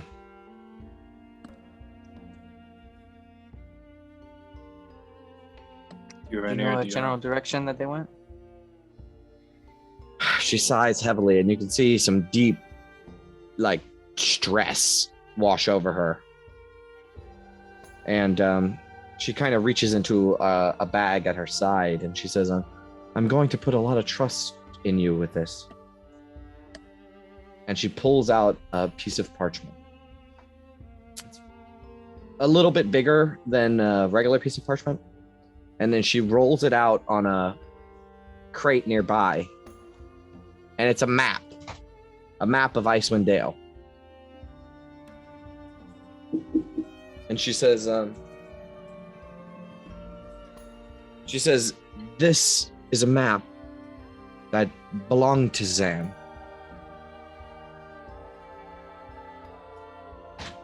I don't know if this will be of any use. And she flips it over to the backside. And on the back, there is she says, on the back, there's some like script.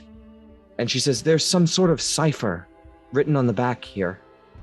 I don't know what it is or what it means, but it may hold clues to the location that the Winter's Cabinet had discovered. The location that Zan, like you said, wanted to guard so desperately. Or maybe what he was here in Icewind Dale searching for. Or it might be nothing. I don't know.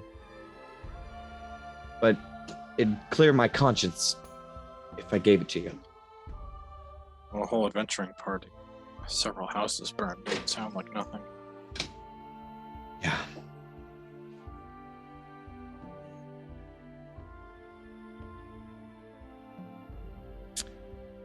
But yeah, there's some sort of strange symbols in the shape of what could be read as words written on the back of this thing.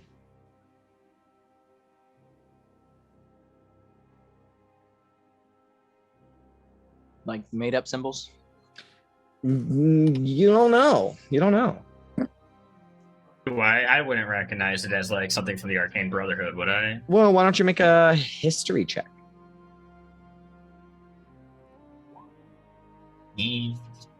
Terrible. You can't read it. However, you do recognize the script. These symbols are not symbols.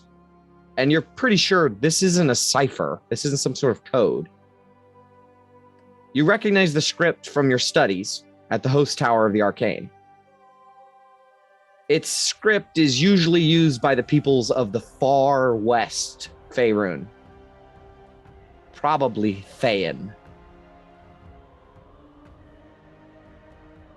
So you get the idea that she thinks it's some sort of code because she's never seen China, and so Thayan looks like Chinese symbols, right? Like their lettering is like Chinese, so it doesn't make a lick of sense to any of you. Like it's unrecognizable. However, Gabar, you do recognize the symbols as like you can see it and be like, oh, this is Asian. You know what I mean? Like you can be like, oh, this is Chinese or Mandarin or Japanese or something like that. It's used by the people of the far west. And the map itself, is it just a map of Icewind Dale with no markings on it? Yep. Are you gonna keep that map, or can we take it? I might be able to do something with it. It would really clear my conscience if I gave it to you. Oh, then we'll take it, of course. Try to put it to good use. And as you said before, asking about possibly getting this little bag, I mean, if you find some sort of answers, I'm sure we could arrange something.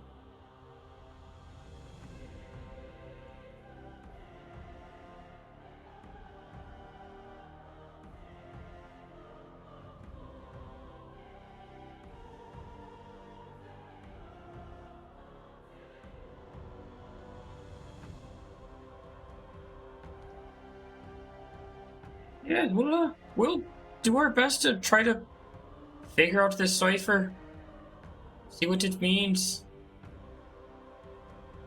She nods and says, thank you for all that you've done. There's no problem. This is probably starting to look suspicious now, though. You're right. You're right. Let's make haste. And she'll open the door for the group of you, and you all enter back into the room with the really strange-looking thing made of metal called charlatan. As we're walking towards the door, can Yeah. I walk next to her and just go like, do you know the story behind that thing? Yes, it was pulled out of the lock by some adventurers several years ago. They used a levitate spell, or a telekinesis, I believe. That's what they called it.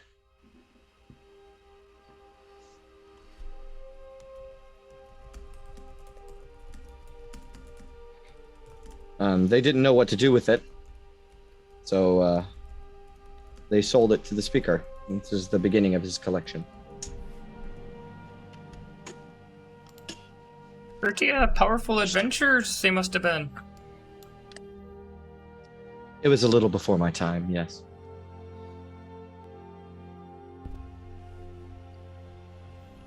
No, it's right this way. And she will lead you back out to the front door. V, out your periphery, you see the woman tied to the statue again.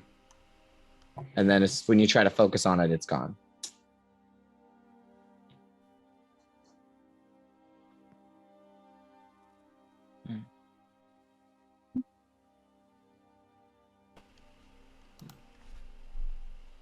As she walks you out to the front door, she will say, again, thank you.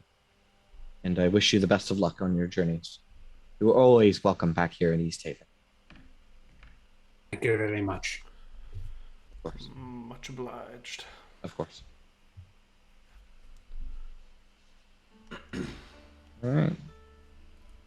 And you guys make your way back out into the town of East Haven. So now that she's gone, yeah. Any... There's a connection to the kobolds?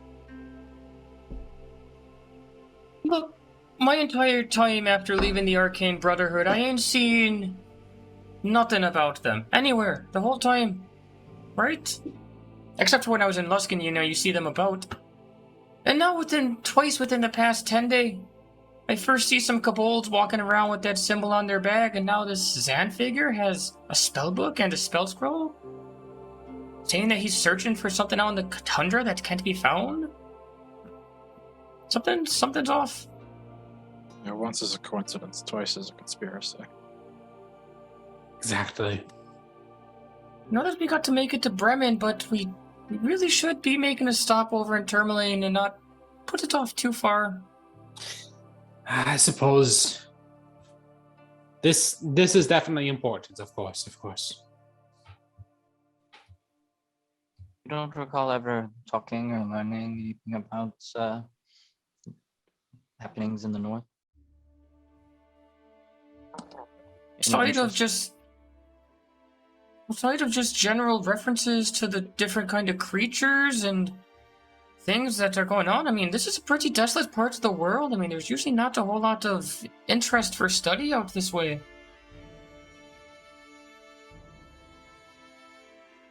Kind of why people come here is to be forgotten and lost.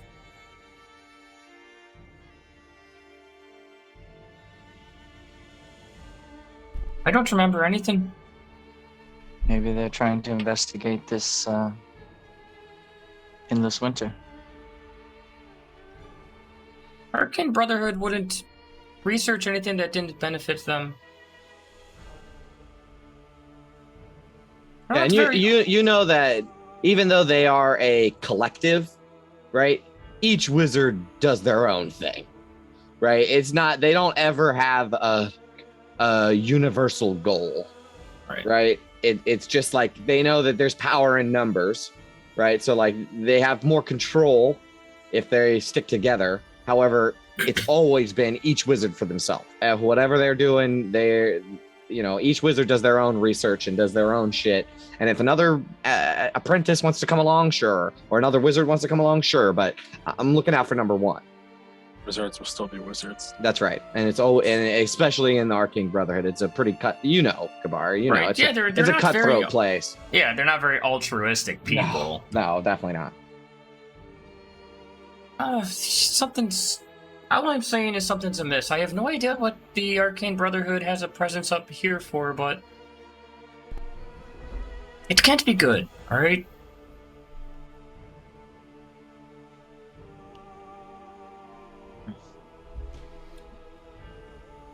Well, if you're up here, I suppose.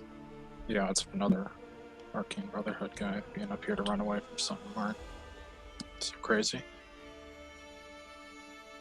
When I left the Arcane Brotherhood, the first thing I did was get rid of anything that had any connections to it. I threw away any symbol, paraphernalia, letter jackets that I owned. But, You left on your own? yeah. Parted ways. Why? It didn't really fit my study anymore. You know, it's confined to the classroom. You know, they don't fit. You know, when you're a young student at the Arcane Brotherhood, it's a lot of just sitting in classrooms, memorizing.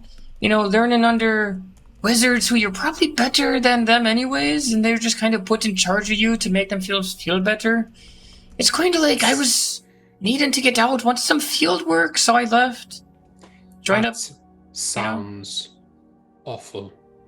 Everything you just said there sounds awful. Learn to fly on his own. I don't know who can live like that. So it's rough. It's rough life. So, you know, left. Well, what's the next thing you guys would like to do? Yeah, Ox-School. these 10 towns are getting stranger and stranger by the day here, but we just gotta manage right now. What are we doing, boys? Do we want to go to Torgs? Yeah. Sure. Sapphire, do you want to fire up that lantern on the way? Yes, let's do that right away. I have 2 oils left. Okay. You fire up the lantern, use it on your walk. And you guys want to head towards Torgs? Yeah. It's gone. Fucking hell. Any Good meat snow right now. tracks? I know where they're headed. You see the tracks going back into town, like from yesterday. But they must have left today. Yeah, good meat. All right. Well, what's the next play then? Can we get Have on the the good map? meat then. Like the other map? You want to go to the other map? The 10 towns map. Yes, Yeah. yes. World map. If There you go. if we're going to Tourmaline eventually, we might be able to cut them off there. Because they got Goodmead, Dugan's Hole, Brinchander, Targos, Bremen, Tourmaline. At the very least, they don't have a mass murderer on their hands anymore. I think Unless they're- we missed one. Oh yeah, they would hit Bremen this time. Do we want to go back to Bremen and check out that lake monster? I would definitely. That's my vote at the very least. And I'm not willing to go down on my vote. People are dying out there. I mean, good enough Yes. for me. As long as we stop by Bryn Shander. What are we doing with this fucking cauldron, too? I'm not dragging this thing all the way to Bryn Shander, I'll Oh. take that. I think we can afford a sled now, right? Do they have any sled services? There's a stable. Go there. You guys want to head towards the stables? Yeah, sure. Sweet, I have that all statted out. Yay. So, All works out. you guys make your way to the stables. Now, the stables is an interesting looking facility. It's all the way at the edge of town. You can see that it is, there is one huge building that houses the employees, sleds and carts, and supplies for animals, and some dog kennels. and that one building is separated into dozens of different buildings. So like as you look at it, it looks like one big thing, but it's actually several buildings pushed together in one like central sort of warm space. And outside there's this huge yard that's divided into several different kennels housing dogs and axe beaks, a couple of horses and oxens in a smaller stable. There's like a stable, the yard's divided into kennels, and yeah, and there's employees walking all around, four employees walking around. But as you approach, you see a young man, maybe 18 or 19, shaggy blonde hair, sticking out of a winter's cap, and standing next to him is a hulking beast of huge size category. It is currently pulling like a trail of 4 like cargo sleds behind it, and this young man is leading it, but it's a triceratops, and I don't think any of you have ever seen it before, like a creature like this before, except for Gabar when he was spying on Torgs. But yeah, there is a triceratops shuffling through the snow, and this young man guiding it.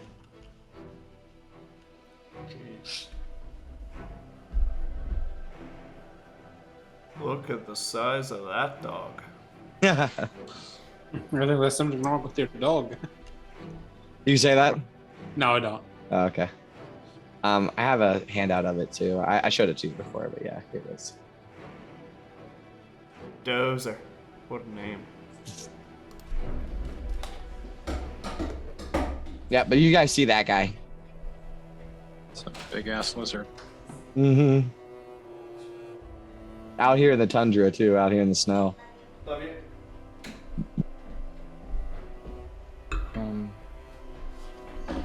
So what are we getting? We could just get a sled and a pup. I wonder if they do a renting status. Probably not. Well, got this college full time.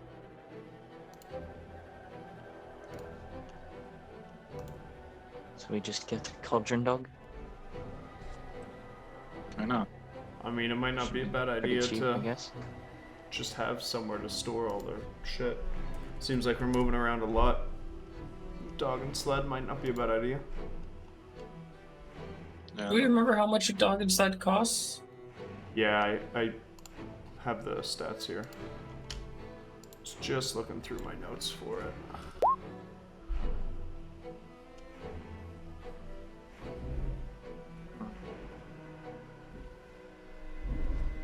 much for an axe beak?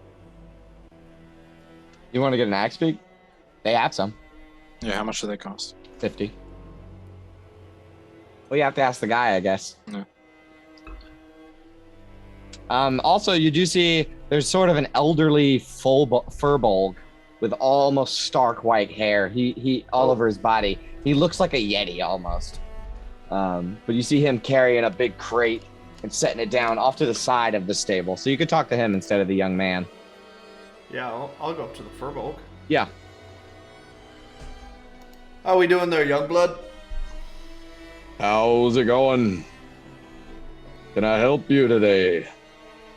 Yeah, I need a way to get from A to B, if you know what I mean. Maybe a sled and a dog.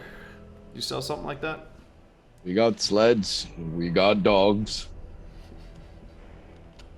Those axe beaks, they seem like ornery sons of bitches. Is that true? They can be. You gotta know how to talk to them, though. Is the axe beak a way to go instead of a dog? Well, if you ask me, I prefer the dogs. But axe beaks can pull their weight, certainly.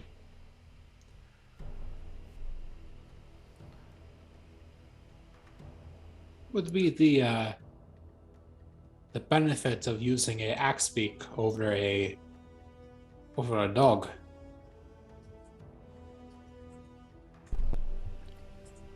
Axbeak can carry a little more than one dog. Could ride him too. That's right. Need a saddle though. And what type of food did they need? They graze. Is it like soup? Actually, are they? Do they eat meat? I would assume so. Yeah, they eat meat. Yeah, they're big ass birds. They Yeah, have they access for a they beak, yeah. they eat meat. Yeah. Well, that speaks. I mean, So he says he'll tell you they eat fish. Yeah, I imagine if it had fish in it, they'd eat it. I never found them to be picky about food. What do you boys think? Do we want to get a couple Axbeaks, or do we want to do a dog and a sled? I mean, dogs also like fish. I was thinking maybe an axe beak and a sled. He could carry a bit more than the cauldron. Because I think the dog can just barely carry the sled and cauldron. It'd be What's that cauldron? 50 pounds. Yeah. 10 It'd pounds be to spare. about 70 gold for an axe beak and a sled. How much for a saddle? I got a price for that. Give me a second. But for 12 gold each, ain't bad at all.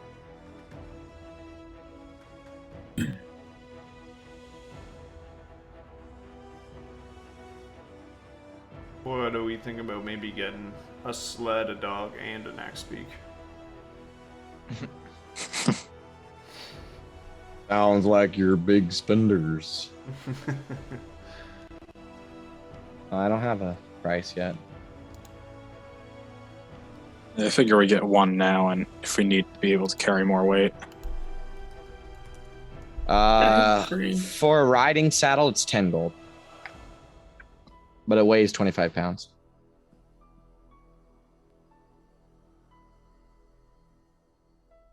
Let's get to the Axbeak and the sled, probably.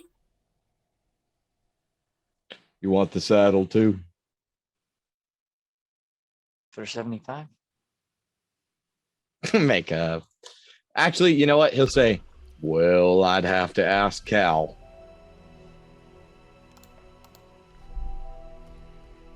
Oh, so you're the stable boy. I had that pinned all backwards. The stable master's over there. And he points at a young boy, maybe 19 years old.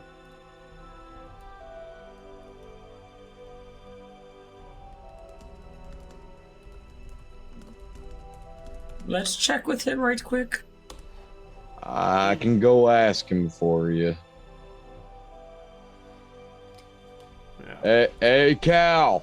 Cal! And he starts to walk over towards this lumbering triceratops and this young boy. And they talk for a minute. And they both come together. The triceratops just stands idle. And yeah, this young boy with the sandy blonde hair, he comes up to you and says, so you want to do 75, you said? For Axbeak, a sled, and a saddle? That's right. I suppose so. Make a persuasion check. A V, that's V, because she suggested it. Persuasion?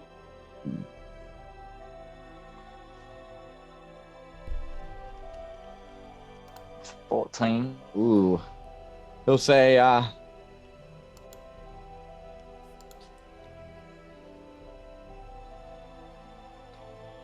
he kind of smacks his lips a little bit. Thanks.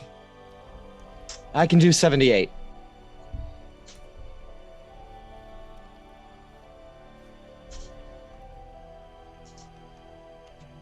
Alright. We're in a consensus, fellas? Yeah, let's get it done. All right. I'll send for Sibella to grab the Axbeak, and I think Bartleby he'll bring out the sled. And Excellent. Cal kind of wanders off and the furbolg, he says, oh, and he'll say, Mr. White, can you please get the saddle for them? And the furbolg nods, and they all rush off to get their different things. You see, before anybody else, this fucking portly dwarf with black hair shows up, and he's dragging a sled behind him, and he'll bring it up to you guys and said, "You're looking for a sled, eh? Aye. Yes, thanks. Right here. All right, enjoy." And he'll leave, and not long after, Mr. White will return with a saddle and set it on top of the cart, the sled. And then a couple of minutes later, a young woman with brown hair. She's about 24, let's say. She's very pretty. And she has this silver necklace around her neck, prominently showing over her winter clothes, because everybody's outside, so it's cold as balls, right? And she brings an axe beak over. And she says, "You're the ones looking for the axe beak, is that right?" Yep. Yeah. This is Ranger.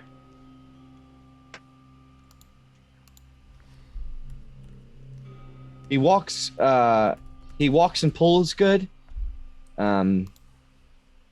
But he's an eater. And be careful not to put your hands too close to his mouth. Have any of you rode an axe beak before? I'd say that I have now. Which of you are the rider?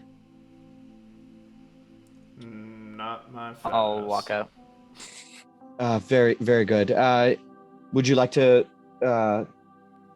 ride him around the training track? Get your bearings. Do we have time?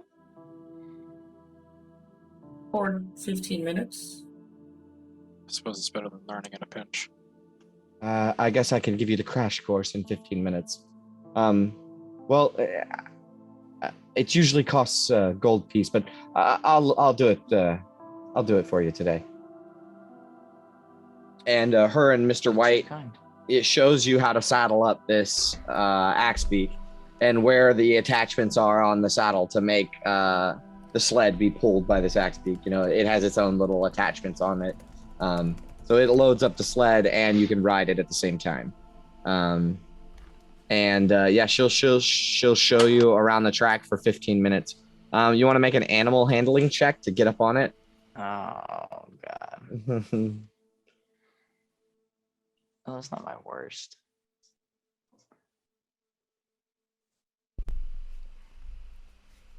Just don't be bad. I said hands away from the map!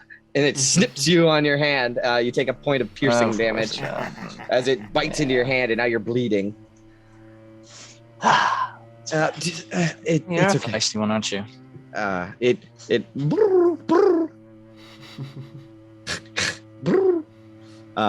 But she helps you up onto it, and it sort of adjusts with you on it, like fuck you, you bastard. But she takes you around the course one time, and you feel decent. It feels okay. Maybe with all your friends helping guide it, it won't be so bad. But in a pinch, you don't know. You don't know. These aren't. This isn't a horse. And it carries its weight different than a horse too, right? Because this is a creature that stands up, right? Like on two Biped, legs. right? Yeah, it's a biped, right? So like on a horse, it shifts its weight differently than an axe beak does. So you're not exactly used to it, but she takes you around the track one good time, and she'll pet Ranger. And Mr. White, while they're running around the track, Mr. White will stick his hand out for the money. How do you guys want to pay for it? 78 gold, please. I would have given up a nickel share plus 8 for the saddle. So it's 14 gold per person then after that. okay.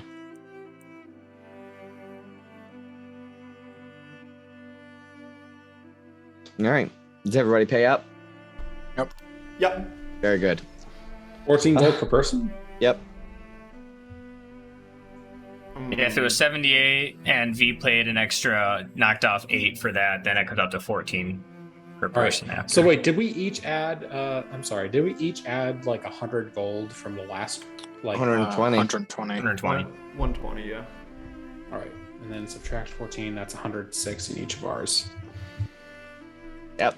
And they count out the gold. Mr. White counts out the gold, and he says, "All right, well, the best of luck to you and safe travels." Take good care of him. Is there a place where we can add like the extra gold that we have? Because I'm encumbered right now. Oh, Well, you just brought a didn't sled. Yeah, you just brought a sled, so you can add something on the sled. All right, cool. Yeah. So are there like saddlebags on it, or You have to pay 4 gold apiece for a saddlebag. damn? I think I'm gonna pay have for to. it. I'll pay for a saddlebag. Okay. The dwarf will bring it out to you. That's worth it. How much can a saddlebag hold? I don't think it says. Just call it a backpack. Oh, it does. It does say. Hold up. I had it a second ago. Oh yeah, it's in the PHP. Yeah. Yeah, saddlebags. Oh, it doesn't say how much it carries. It just says it weighs 8 pounds.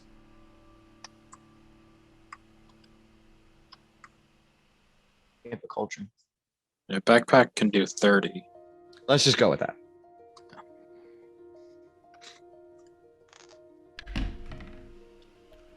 Yeah, so you buy a saddlebag, throw off the back of the sleigh. And yeah, all right, is there anything else you guys would like to do at the stables? Mr. White, whereabouts do you hail from? Don't see many of us big fellas up here. I was born here. So was my father, and my father's father, and my father's father's father. Good to know. Well, keep warm then, mate. You as well. Give him a big furry handshake. Oh yeah, absolutely. Two mitts coming together. Yep. But yeah, the funny thing is he looks like a Yeti, sort of. Like it's a little scary, seeing this all white, tall ass thing. But yeah, I mean he shakes your hand. Those kids are gonna have a fucking field day if he ever goes through there. Yeah. But yeah, all right, you guys buy Ranger, the axe beak, On the open road. a sled, and a saddle and a saddle bag. I'm putting the cauldron on the sled. All right, so you guys go back to the tavern. Yeah. Yep. Load right. everything up. Yep. So you guys head back to the tavern. The White Lady Inn, rather, the inn. You park your sled and shit out front. There is posts that you can tie the axe beak to. Although when you go to tie it up, it gets a little fucking snippy. Nobody's really succeeded on an animal handling check with him yet, so. All right. And you guys want to go back into the White Lady Inn? Yeah, So- just get our shit head out. Yeah, so you guys go to get your shit. You go into your room. Nobody's disturbed it. Your alarm goes off when somebody walks in, like when you guys enter your own room. And Sonar's just standing there idly. You grab your stuff. You start to roll the cauldron out. And so you guys there's the main room with the tavern and stuff. And then there's like a long hall that has like long tables and little booths and stuff. And you're at the very back of that long hall. Yeah. And as you're coming out of the long hall, you turn to go into the main tavern and you hear something.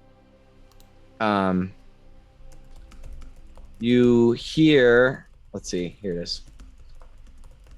Oh, come on! I was just admiring it.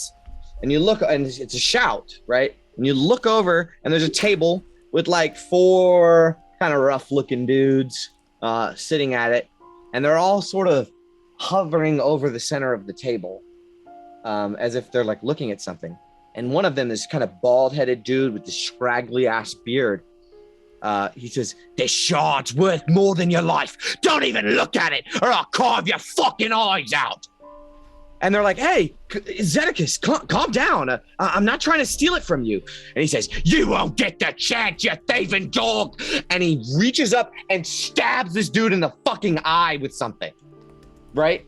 And screams of terror erupt from the entire patrons in this bar, which is like 7 or 8 people in this bar, as this dude that just got stabbed in the eye reels back. Blood flies everywhere. It splatters all over this dude. And the dude takes whatever he stabbed this guy with, holds it to his chest, and begins running out towards the entrance. And people are screaming, "Murderer! Murderer, stop him!" You guys want to do anything? I'll do something. I gotta do something. How far away is he? Well, I don't think you can make it to him before he reaches the door. However, you could give chase to him.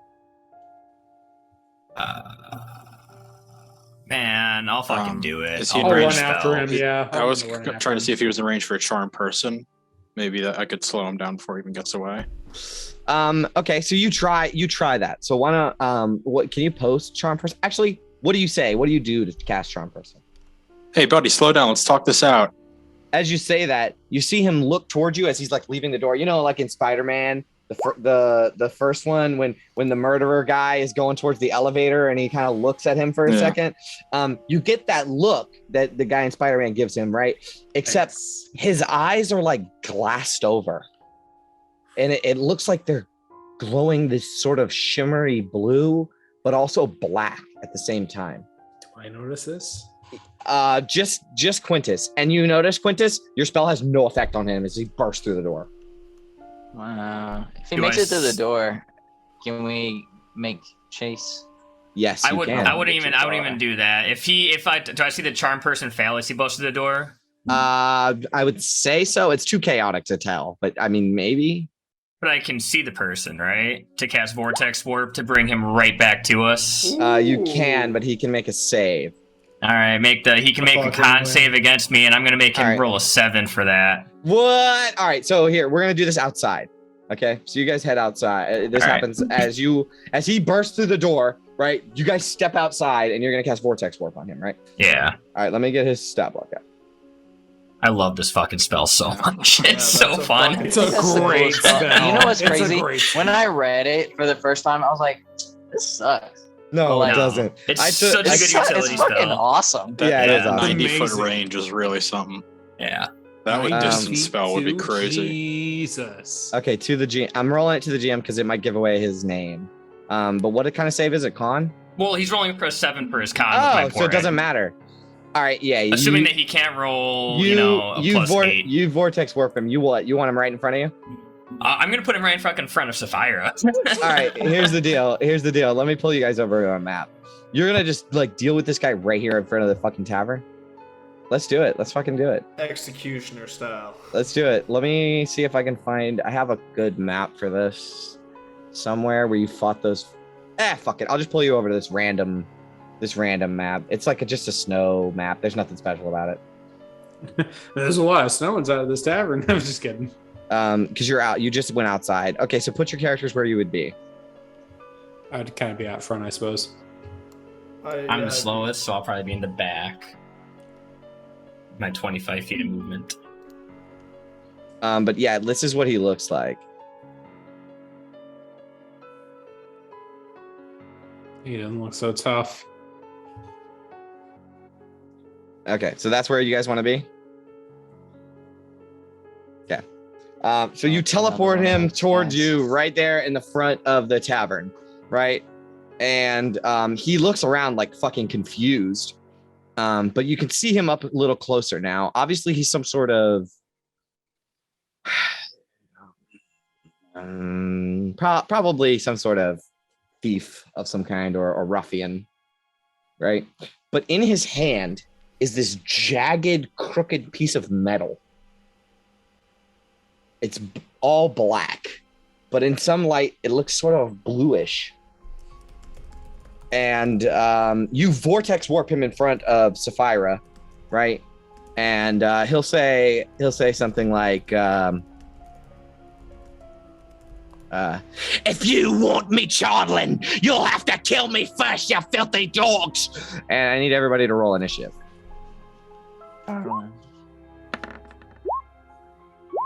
That's what the mantle was made out of.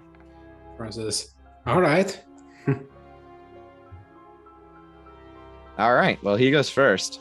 So you teleport, and he says that, and then he's gonna Hold just on, take. mine's still loading. Oh, sorry. Oh, yep, there we go. Oh, Oh yeah, you beat him. Nice.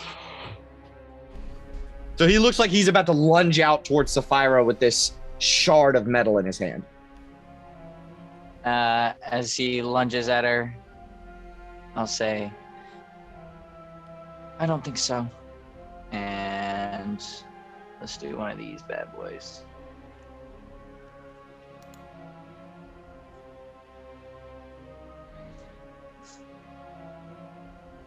And what is it? That is 30 points worth of damage. Holy shit. Uh, Oh, of sleep, 30? Yeah. It's not enough. So you throw this aura, goddamn. you like hold your mind and like go to sleep. And you see him waver, and then he steals his resolve. This guy looks like it's gonna take something a little more to take him down. Can I wait? Oops. Hold on. Does That's your action. yeah. Well, I have Empower Saw, but I'm gonna read. It already failed. Come on, man. Okay. But I It- mean, like, You upcasted it too. What, you can do it after you spell after you do it? Yeah, empowered I'm spell not lets you trying to- reroll damage. I'm not trying to fuck you, man. Like but that's not damage, is it? Yeah, that's why I was looking. Yeah, it well, up. that's what I was reading. Okay. Yeah, I'm not trying to that's what I was fuck you or anything, man. I'm just trying to make it dramatic. It says when you roll damage for a spell, you can spend one sorcery point. To Yeah, it's not reroll damage, the unfortunately. dice. I'm sorry, buddy. All right, so it's his turn. And he's going to lunge out towards well, first of all, he needs to do something. Okay. He's going to try to stab Sapphira with this shard of metal. Right. And he does it twice. Oops, it's to the GM. That's a 8 to hit Nope. and a 15 to hit. Nope. All right, so he lunges towards you and tries to stab you twice, but you deflect it with your axe as you pull it out with your shield. So he nothing happens, and he snarls angrily. But yeah, you see his eyes are like black, sort of like they're overcome with black, and then when he kind of turns a little bit, it shines blue. Okay, You can try harder than that. it's now Big Smile's turn. Yeah, I'm gonna pivot around this way, and I'm gonna pump a flurry of blows in here and hit him with the old 1, 2, 3 combo. Okay. 1, 2, 3. Misses. With this at advantage for flanking though, yeah? Yes, it is. Okay. So. That misses. 20. That hits. And the last one will be a 19. Both hit. Okay. 2 hits. So 4 bludgeoning and 3 7 damage. Okay. You punch him twice. Once in his back, and as he reels around with the knife to try to stop you, you punch him right in the side of the jaw, and he gets rocked backwards. That's it.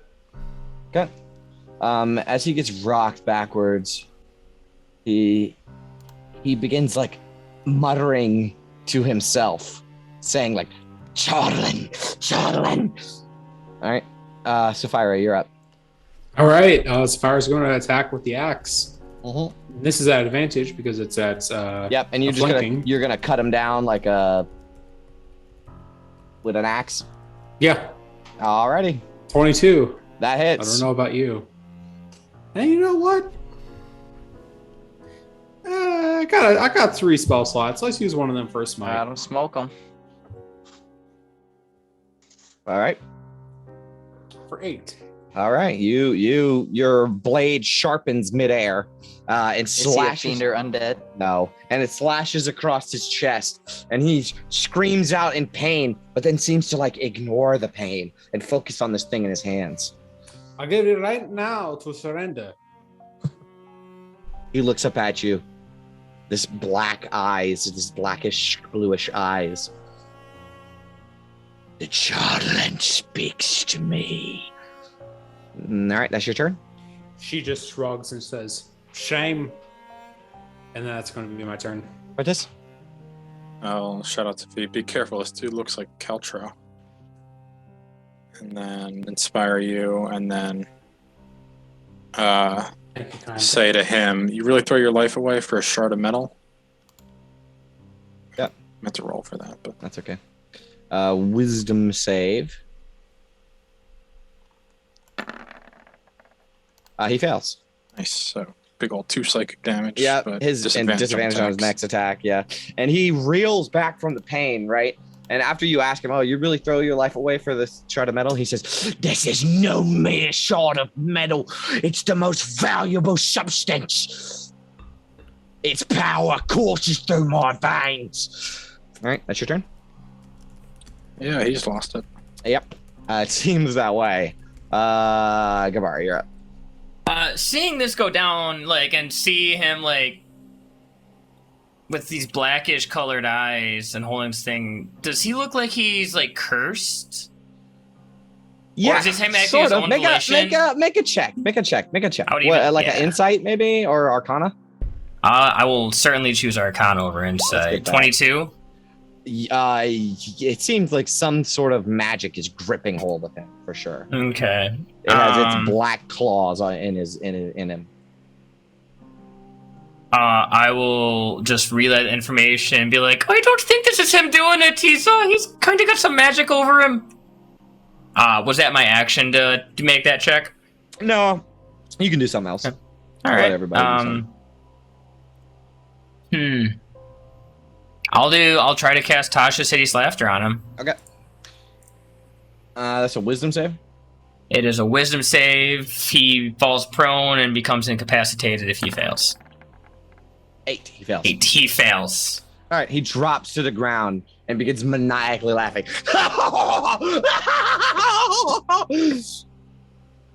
All right. He's prone and laughing hysterically.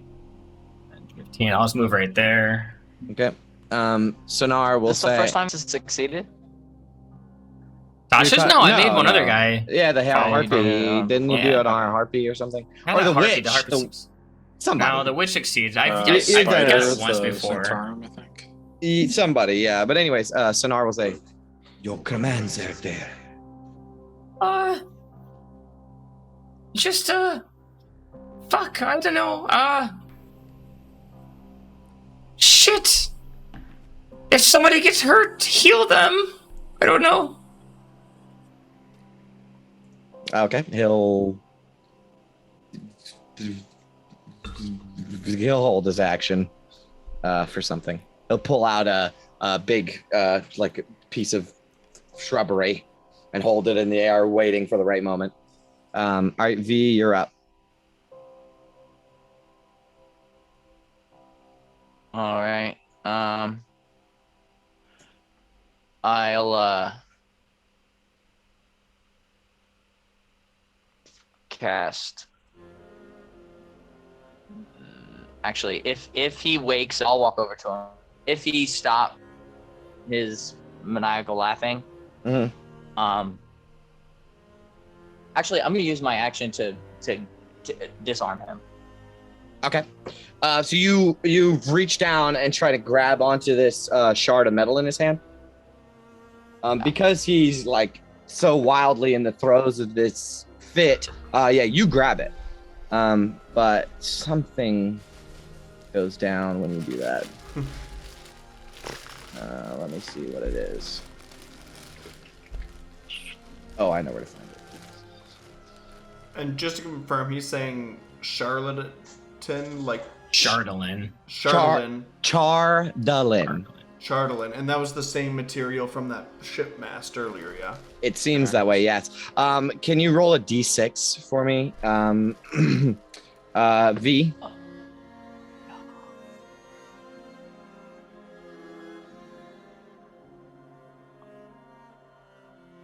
Okay. Rolling d6.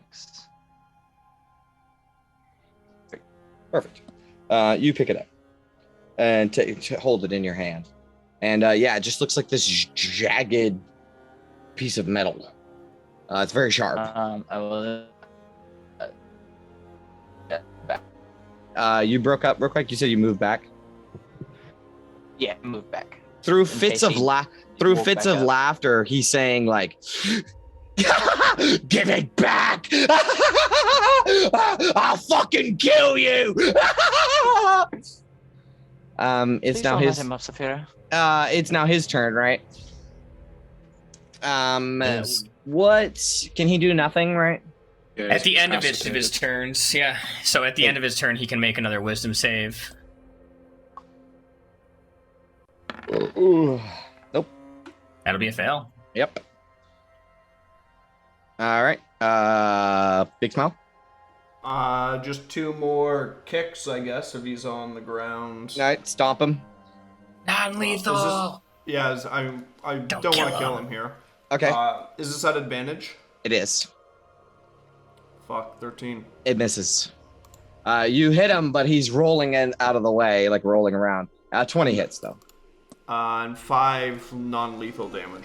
Yep, you hurt him. He's on death's door. You knock him in his noggin. You break some sense into him. He gets to make that save again with advantage. Yep. Okay, wisdom save with advantage. 18. That'll He break- save. Yeah, he breaks it, and he says, "My sword!" And he starts to get up and crawl his way towards V. Shit. That's the end of your turn. Big smile. It's now Sapphira's turn. Awesome. Yeah, I'm come on, gonna focus. slash at him. At advantage because I'm still flanking. All right, and you're trying to kill him, or you're going to do non-lethal? I'll do a knockout. All right. 23. That hits.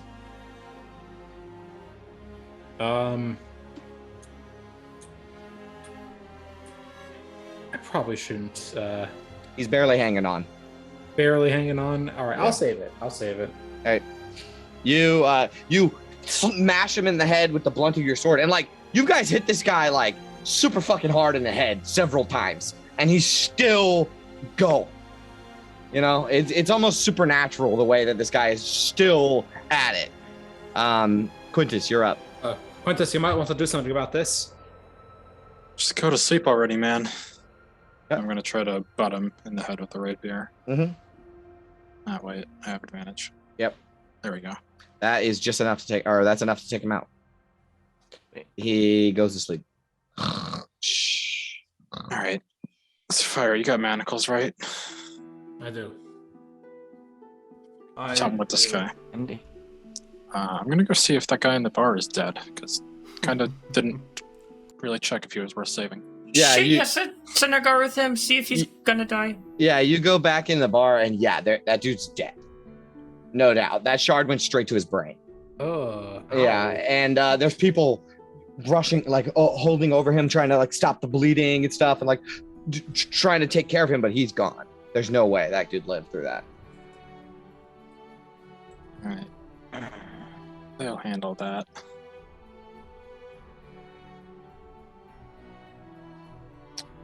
Suppose we're seeing Arlagath one last time before we go.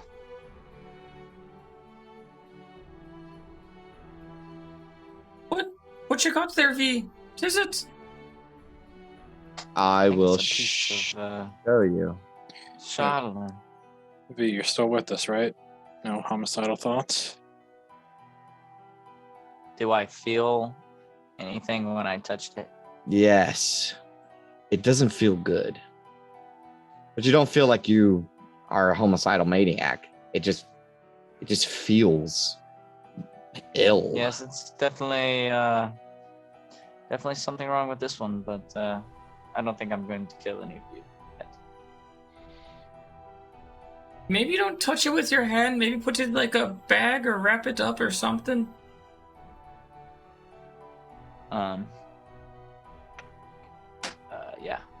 You got the claw. I think I have. Yeah, you I'll can pull get out some. a little handkerchief. that Yeah. I'll wrap it up in that. Yeah, absolutely. But again, it's this shard of metal.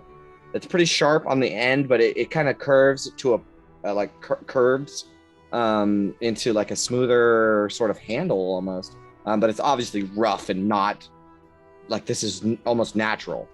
And as you touch it, And covered in blood. yes, definitely. But as you touch it, it feels.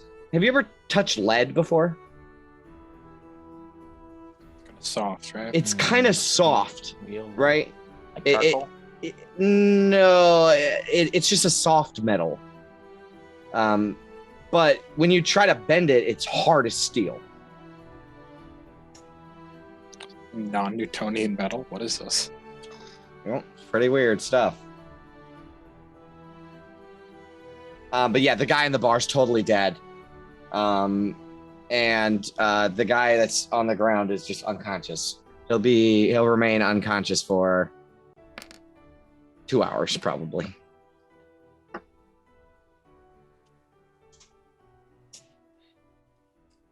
Some patrons actually begin to rush up towards you guys and onlookers. They're like, "What was that? What happened?" Don't worry, nothing to see here, folks.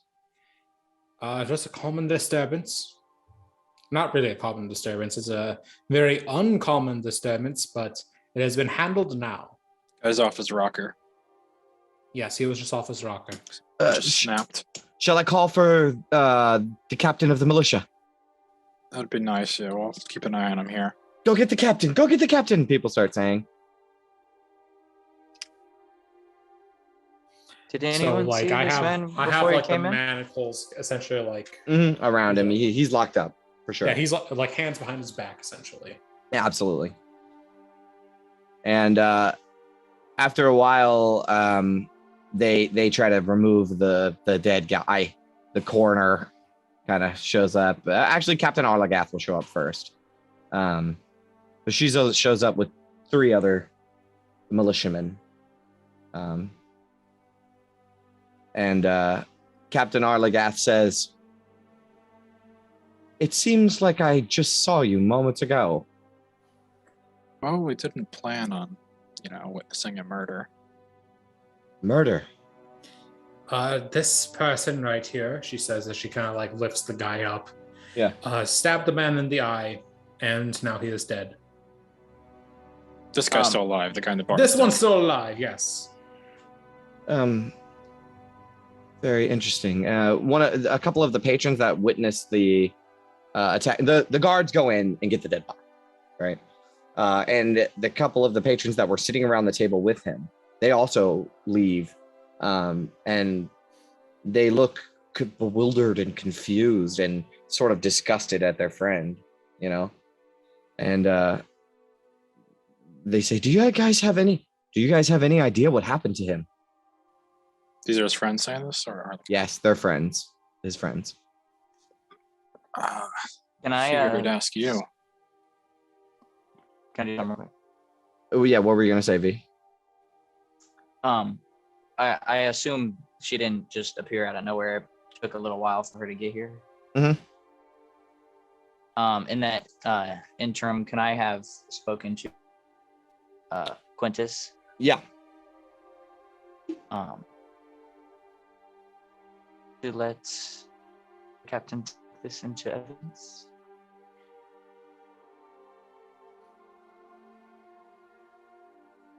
That's to Quintus. Do you want to bring this to the captain in evidence? I mean, they already got a big fucking statue up it. It's probably more dangerous with us, honestly. I mean, if one of us starts going crazy, we could do a lot more damage with that guy. Of course. Okay. Now we cut back to the scene with the captain. And actually, you know what? It'll be the captain that asks, "Do you guys know why this happened?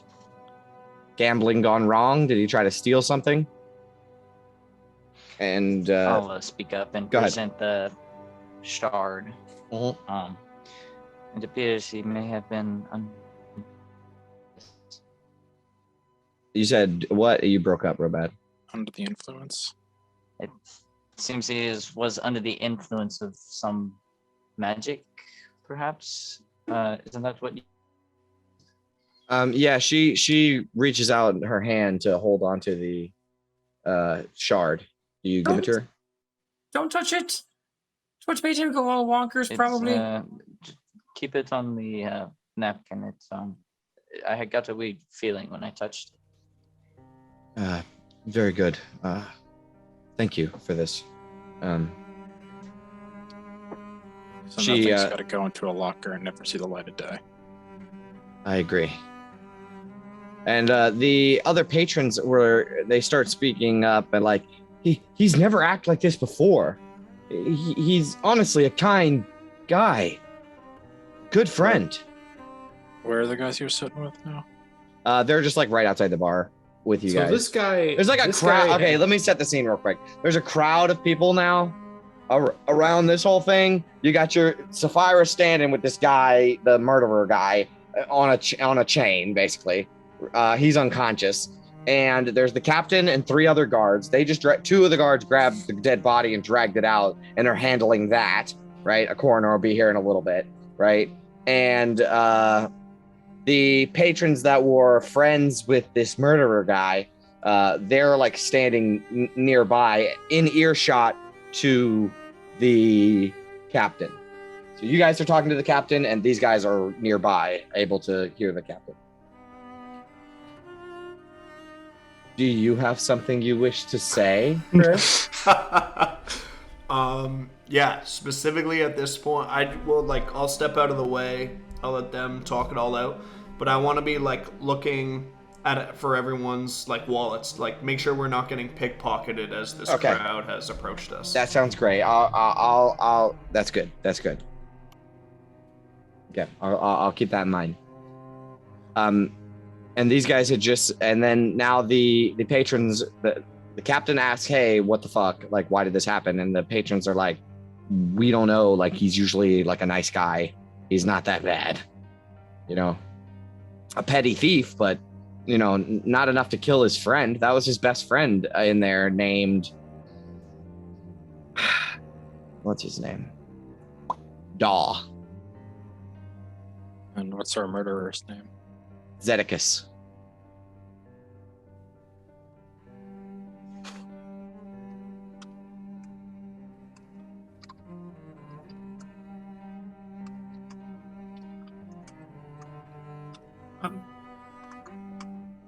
Well, how much time do we have to kind of hang around East Haven? Well, it's 4:00 in the afternoon at this point. Are we really trying to hit the road this late? Yeah, there's no way. You wouldn't be able to make it anywhere. Look, how about this? It takes 7.5 hours to get to Brinchender from here. How about one more night in the city? They give me an hour, and in 1 hour's time, I can tell you what that thing fucking does. This shard. The shard, one of the spell scrolls you gave us earlier was something that just wizards can use to identify magical objects. And I'm assuming that thing's magical, and I can copy it into my spell book in about an hour's time, and then I can use it and figure out what the fuck is up with that thing. Perhaps we can speak on this later, she says kind of quietly, as there's like still a lot of chaos going on around this situation. But she does obviously take your words to heart. I think I'll go talk to his friends. I'd rather not scare him off the guard. Sure. Do you guys want to hand Sapphira? The captain will approach you and try to take this guy from you. Do you let her? So, out of character, I would have noticed that. Or I suppose this. I would have noticed that this guy had the blue eyes before, right? Oh yeah, you saw it dead. Yeah, no doubt. But it's not just blue; it's blue and black, almost exactly like the metal of the Charlatan. It wouldn't have been like what I've seen before with like Ravicine and. Oh no. This is way different. I look over to Arlgath and I say, perhaps this is something that we should both look into. Let me and my men take him to the prisons. I will attend you. I will attend. She kind of, like, listen, and she gets close to you. As I said before, you're unsanctioned, unnamed, unqualified group. I trust you, but the business of the town is a little bit grander than you, and you'd have to go through the speaker in order for you to interrogate a suspect and to handle. And then she kind of looks over at Gabar, like towards Gabar's direction, and to handle evidence, especially a murder weapon. With all due respect, I think should be. We are very prime when it comes to investigating these types of situations. I know, but I'm trying not to involve the speaker. Can you bring it to the White Lady Inn at night, to the back room beyond the long tables? I can, but I can't allow you to interrogate this man. Basically, we have to take him straight to the prisons, which is in Town Hall.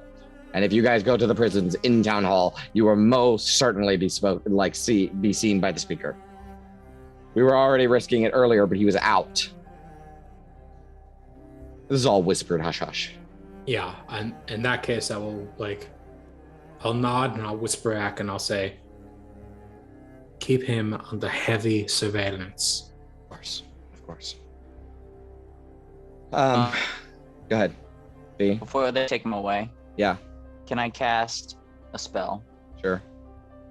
Can I cast Detect Thoughts on the unconscious guy? Sure, yeah.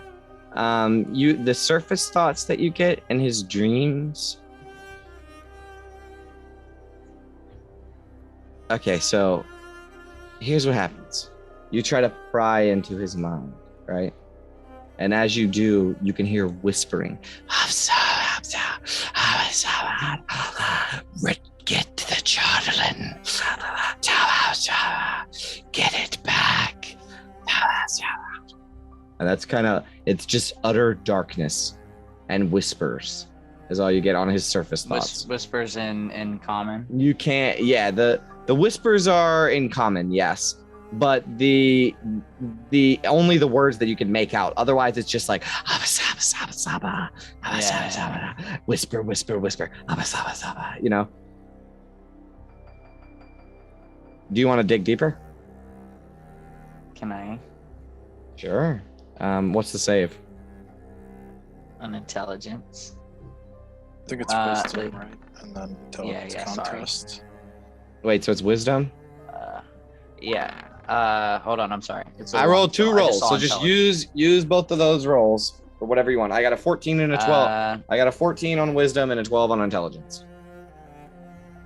I'm reading. Yeah, it's a wisdom save wisdom. initially. Okay, he succeeds. He succeeds? Okay. Intelligence contest to break out of it. It's like a diving into an abyss. Right? As soon as you start to go into it, you're like, oh, fuck this. I need to get out of here. All right. So, Quintus, you wanted to walk over to the patrons and ask them what was going on? Yeah, specifically the 2 guys. Yeah. 2 remaining guys. That were Yes. You approach them. So, no strange behavior before today, or what happened? I'm not exactly sure. You see, he's been out of town for a couple of days. He had some business up in Kerkonig. And that track all by himself? Yeah, he did. Do I believe him? Yeah, make an insight check.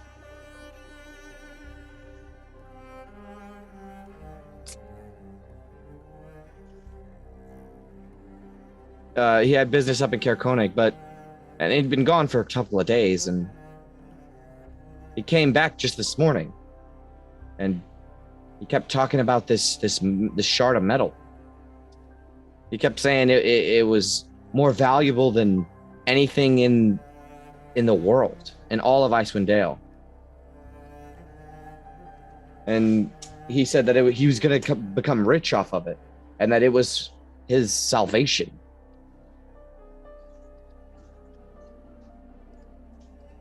We just wanted to take a look at it. And he suddenly thought that we were trying to steal it from him. And he got angry. More angry than I'd ever seen him. He stabbed his best friend in the eye. He kind of puts his hand in his head. What is this? What are these 10 towns coming to? Don't know who he had business with in Kerkonik? Make a persuasion check.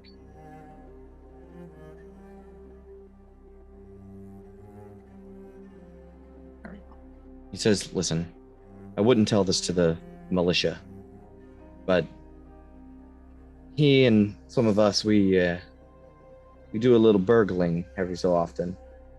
It's East Haven, right? Right. But from the rumors that we've heard, it's rampant in Kerkonik. It's like a robbing spree.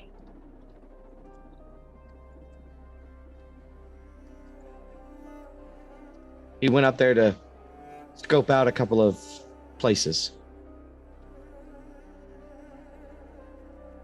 You know, what's the word for that? You know what I mean? When you go to like when a thief kind of case a joint. Case a joint, yeah. He went around to like case a couple of joints. And he said he found this washed up on the shore of the loch.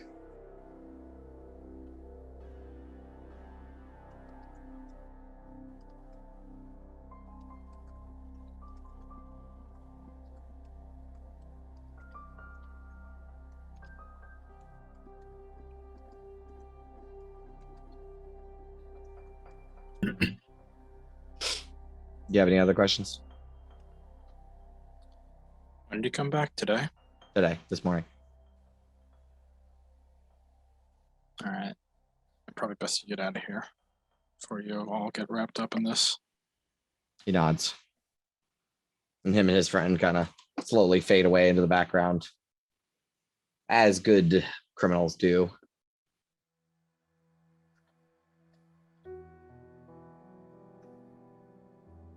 I'll rejoin the rest of the group. Yep.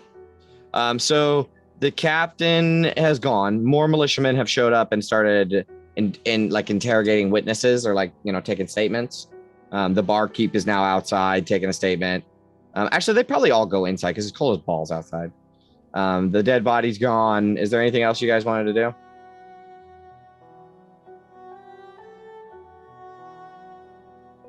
Just rent out the back room one more night, I guess, right? All right.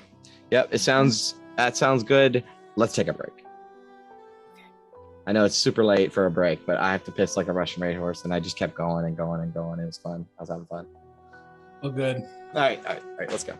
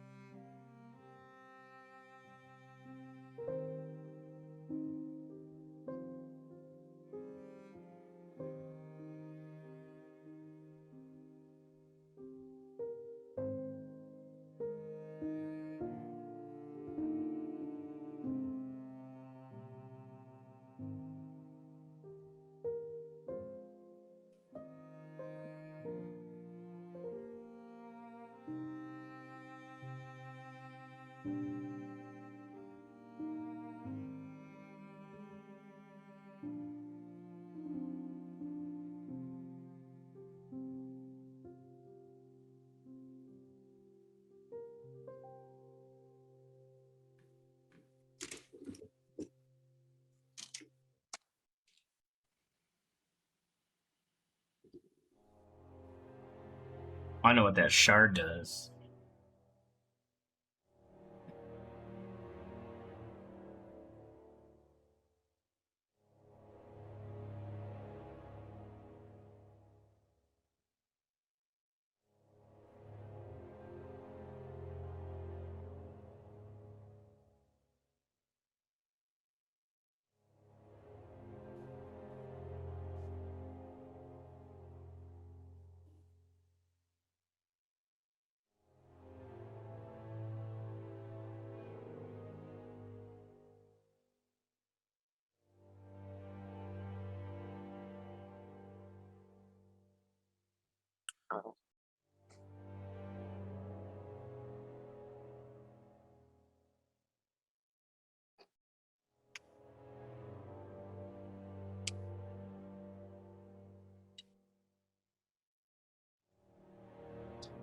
I remember I was saying how St. Paul was similar to East Haven last week, like back in the 30s. I reread that. Yeah. They had this thing where any criminal could walk into town to the police station, pay a $50 fee, and be immune to arrest from the St. Paul Police Department. Yeah, that's East Haven. That's pretty much East Haven. I knew you guys were going to spend a lot of time here. It's a fun little town. It Yeah, I is. think it was 20% of all bank robberies in the U.S. were in like the St. Paul area. Wow. Jesus Christ. In the entire country, in like the highest era of bank robbery. Sounds like a pretty dumb place to open up a bank, if you ask me. It sure does, doesn't it? So I just got my new 3D printer all set up that I got. Mhm. This is the size dragon I used to be able to make on it. Yeah. This is the guy that I'm working on right now. Oh, very nice. The That's detail way on it's bigger. fucking insane too. Yeah, that looks It's like- great. yeah. Oh wow, Loving each that of thing. those teeth are like singular things. Yeah, no, it's like each scale you can Yeah. see like all the different scales on them and Yeah, all that yeah, stuff. yeah. Like That it's looks really great. good. Yeah. I'm really happy with it. Did you 3D print that well? Yeah. I have Whoa, like cool. 3 3D printers now. I love them. Damn. You said you're an engineer, right? Yeah. Correct. Cool. Mechanical design robots and shit like that, so Oh shit. So it's your fault when that take over. Yeah. unfortunately, the technology that we use to program the robots is like from the 1980s, so I wouldn't be too worried about that. It's all like PLC, like ladder logic. It's like really Simple old. Yeah, it's old-fashioned programming. I wish I would totally welcome our new fucking robot overlords. Yeah, it's Kidding like me? a lot of hospital networks would fucking crash if they updated to Windows 10. stuff. People would die by the hundreds. Do you guys use Epic where you're at? No, I think it's just like old school, like fucking like Windows Vista or bullshit like that. Oh. Well, no, Epic, the hospital program. I was always moving around, so it depended on the site. But yeah, that was one of them. What do you do for work, Brendan? He's a doctor. Yeah, student for physician assistant. Whoa, cool. Good for you. All right, so everybody's back. What would you guys like to do? And okay, so before Captain Oligath leaves, she actually tells you that she wants to meet. She prefers to meet tonight at the Wet Trout. And she says she'll meet you there at like 7. Okay. Yeah. All right. She leaves and everything kind of disperses after about an hour. Is there anything that you guys would like to do now? Do we want to check out the market in town on the way over to the Wet Trout? Well, you do have a fucking axe beak with a cauldron and all that stuff too. And you said we have an hour until we meet? No, it's an hour Oh. before everything's cleared out. It's like Oh. 5 o'clock now in the afternoon, so about 2 hours. It's dark again though as the aurora goes above head. Yeah, I think I'll just fill everybody in on the whole thing with Kaer Konig. These guys are like small town petty burglars, and he was going up to case and places in Kaer Konig to rob. Apparently it's easy pickings nowadays, everybody's going there. That was a good place to avoid, to be fair. You said that shard came out of the lack there? Yep. Yeah, washed up on shore. Wonder if that's the same lake they fished that fucking mast out of. It is the same lake. They brought it out of Lake Denishir, he said. It's a big ass lake. Yeah. Sounds like some shit went down there at some point.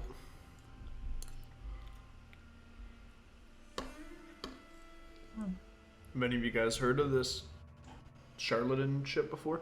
Have I ever heard of a ship that had a Balor mast on it? No, not a No. ship. No. And Heard of this metal before? no. You guys are new to Icewind Dale? No, you never heard of it before. You know who might actually is our Goliath friend. Figured maybe some of the smiths back in Brentshander might. That's true too. You know what I bet would know?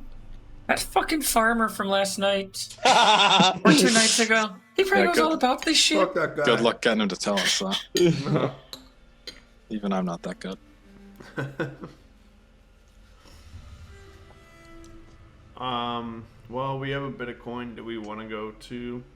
Is there like a market in this town Yes, as well? there's so many. Like out of all of the towns in 10 towns, East Haven has the most widespread market. In Brinchander, it's more condensed, and it's all inside because it's more established. But here, there's just peddlers of all kinds of shit just everywhere, braving the cold to sell their wares, as well as established buildings and stuff like that too. There's like an armorer. Let's see, what else is there? There's a couple other things. As we're walking around, Yeah. if I spot Celtics, I want to go there. You spot what? The little Potion guy guy? with the potions. Oh, Celtics. Celtics. Why don't you make a investigation check and see if he's around?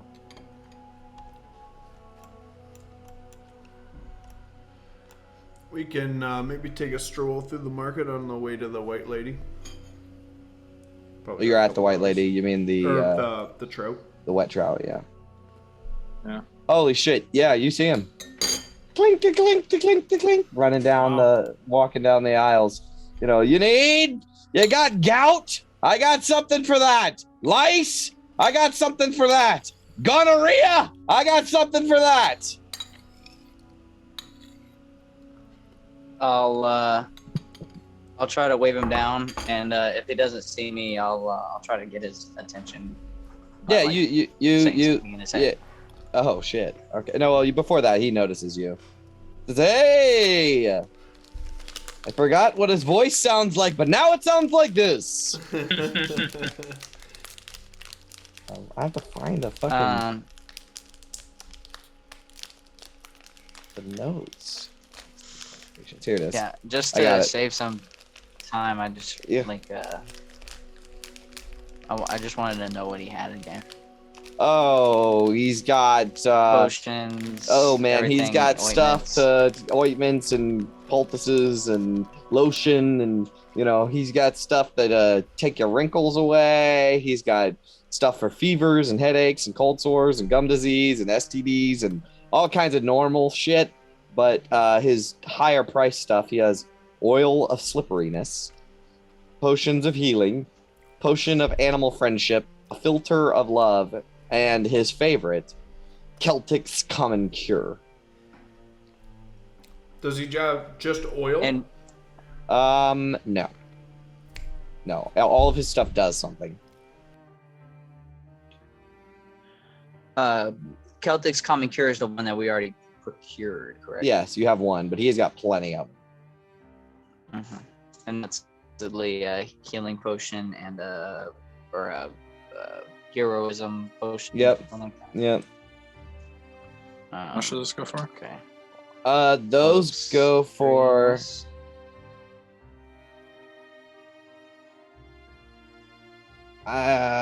60 gold.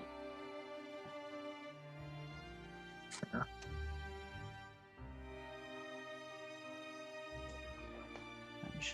Why, you want to get Oil one? Slipperiness. You want to get something? Please, by all means. By all means. He takes him out and starts juggling him. You know, his normal thing.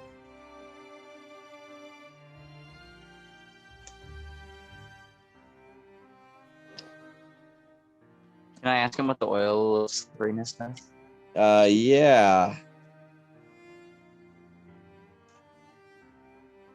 He says, oops.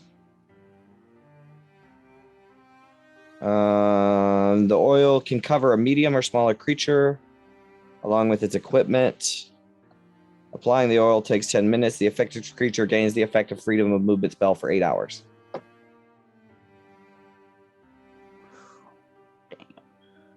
Yep, it's 80 gold. All right. And how much was that love potion? That's 100 gold. Gosh, okay. Not today, Celtics. I'm gonna get a vial or a balm of some inkle or wrinkle cream. Yep. That's 3 gold now. 3 gold. He says. Maybe a little.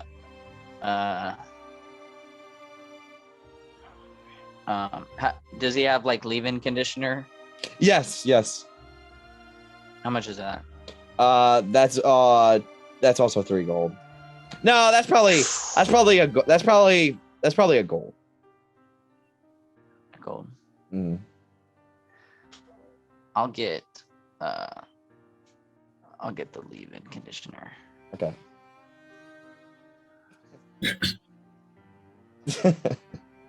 That's great. And I'll say, now, you know, I may be a returning customer, so I expect good deals in the future.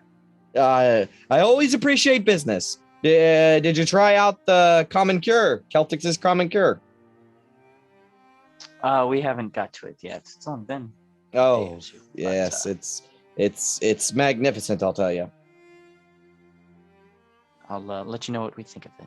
Absolutely. Well, have a great day. I'll leave. Ding, ding, ding, ding. You got headaches. I got something for that. As he fades off. All right. Anything else you guys want to do? Do I see like a reseller of not necessarily like magic items, but mystic items? Somewhere I can buy some sort of like, you know, divination. Make an investigation check. Let's see if there's somebody around. 13. You don't see anyone that does sell that stuff, but you can see some random stall, kind of like at a flea market where they just have piles of used shit, and you might be able to dig through. It depends on what you're looking for. I'm looking for something worth 25 gold pieces I can use to cast augury.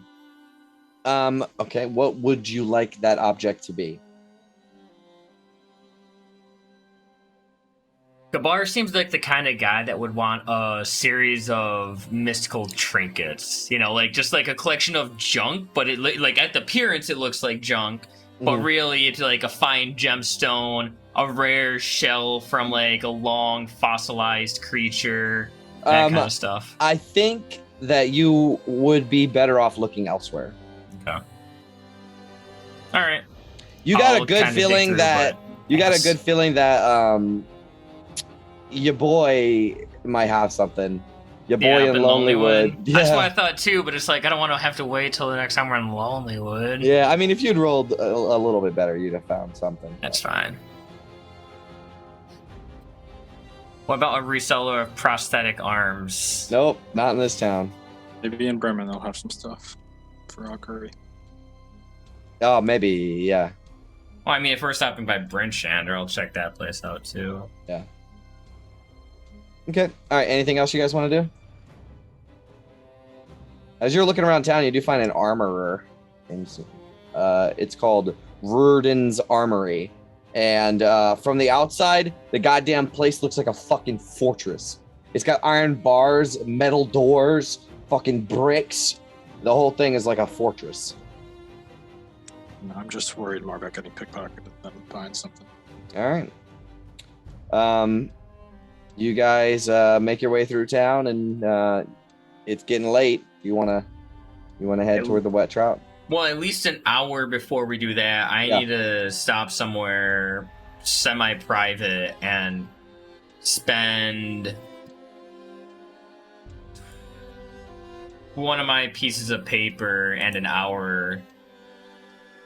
You know, I'm not gonna use my piece of paper. I'm just gonna. Can I? Do I have to use the paper, or can I spend 25 gold pieces to find enough supplies to copy down spells? You would have to use your paper, unfortunately. False. Yep. All right. Well, I will do that. Is identify then. divination? It is. That's why I'm trying. That's why I didn't want to use my paper. That's why I wanted to use my gold instead. You Okay. can do it in half the time, can't you? I have the time, but I have parchment from my time in the Arcane Brotherhood that I can use to copy down spells. But Divination Savant would half the requirement, so I could save the nice parchment for other stuff. I'll allow that. That's fine. Because it's divination. Only because it's divination. But you gotta make your check still, right? Oh yeah, I will do that in a second.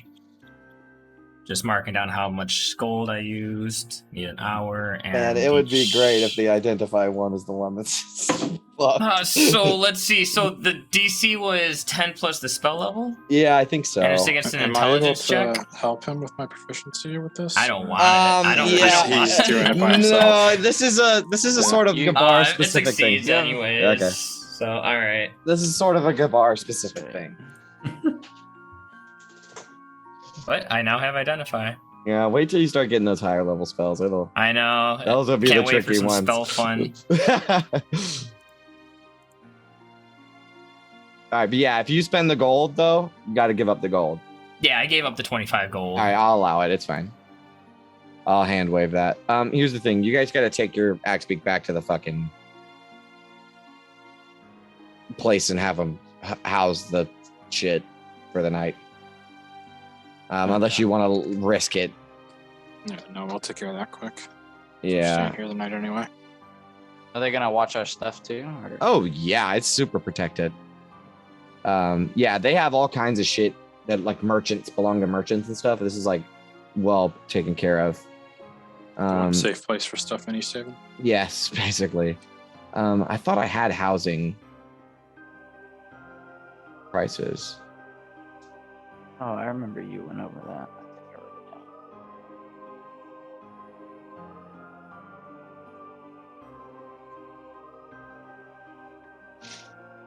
I don't have it.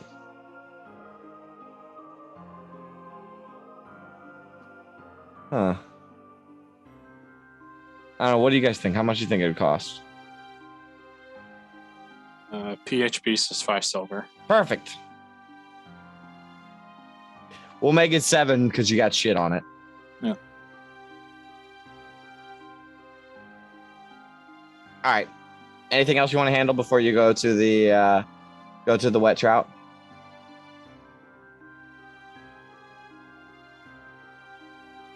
All right, so you guys head over to the wet trout. The wet trout is the largest and loudest tavern in East Haven. It's upon entering, you guys are greeted with 2 sets of double doors that leads to the 2 tavern common rooms. The one side is covered in a huge rug with the livery of East Haven and long rectangular tables. On the other side is a creaky wooden floor with circular tables. A great chimney is situated squarely in the building's center and has hearths on either side to warm the tavern's 2 common rooms. However, a bar sits in the back of the tavern that can be accessed from either side. So it's a single bar with a wall that splits down the middle, and the barkeep can be on either side of the wall at any given time. There's probably two. Well, there's only one barkeep, but like they can be on either side of the wall at any time, and there's a hearth in the middle. And you can see it's raucous in here. I mean, it's everybody's off of work. All the fishermen are off of work. All the thugs and ruffians are off of work, and everybody is just having a gay old time in this bar. There's a bard in the corner.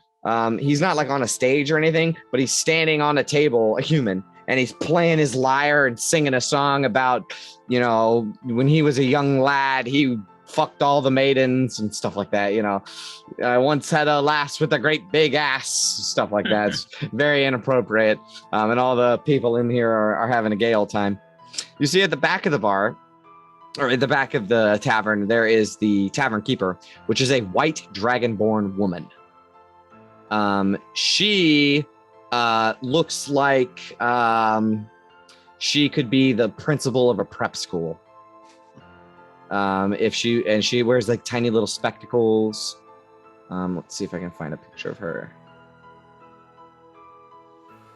Yeah, here's her. That's what she looks like.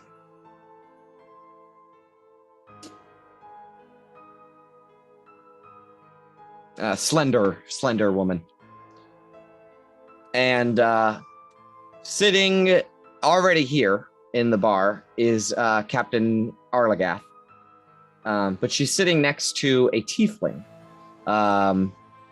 He's very, very, very, very, very old. Red-skinned tiefling, white beard, white hair, white eyebrows, and he's got these long horns that curl around his head that seem to keep growing. And there's gold rings at every interval as you see this guy sitting next to her. And he's got a big old smile on his face, talking to her. And you guys want to go sit down and have a chat with her? Yeah. Let's you guys come in. Sit down. Not interrupting. Oh, no, of course not. This is the people I was telling you about. All of you. This is Scython. He says, "It is pleasure to meet you." Pleasure to meet you as well. I have heard great things. And she will say, Scython is a good friend of mine. Let's just say he's sort of a keeper of secrets here in East Haven. If something happens around the lock, or really anywhere in 10 towns, he's probably heard about it. Oh, pleasure to make your acquaintance then. Of course. She flattered me, but I have not heard as many rumors ever since my ferry got shut down. I own the East Haven ferry. Oh, I think it was like a ferry for a second. No, the ferry. It's been out of service until Speaker Whalen has declared it out of service until the ice thaws. But with Oril's temperament, it doesn't seem to be happening anytime soon, eh? Yeah, Seems like it. I wouldn't hold my breath. Arlagath says, "Careful not to speak ill will of Oril here." And Scython says, "Hey, what is Demetra going to do? Kick me out!"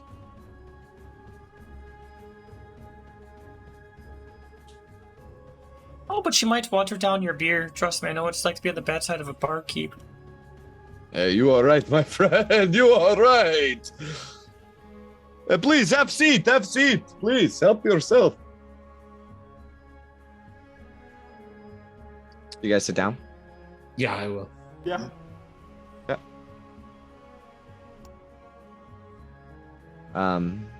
Now to business. I assume you have come to, and he leans in, identify this object. Do you have it? Captain Arlagath will take out the piece of cloth and set it on the table. You guys are like off in a corner, right? Like obviously you're not just sitting out in the middle of the tavern, but also this place is like loud as fuck. Like nobody's paying you any mind. And that's probably, you assume that's probably why Arlagath picked this place, is because it's a little more raucous than the still sort of eerie atmosphere of the White Lady. Most Isley Cantina. Yes. Oh, jeez, I can't even cast Identify. Fuck. Why not? I don't have a pearl worth 100 gold pieces. Oh shit! Do you want to buy one? If I had known that, could I have scrounged? Oh, up there the... is totally a pearl worth 100 gold pieces around here. No doubt. Fuck me. Yeah, no doubt. You got There the is funds a- for it? It's probably gonna. I'll need a bonus 11 gold. I can give you 11 gold. Okay. All right. Well, Gabar's back to being broke. Life of a was wizard. Hey, only in gold standards. Yep.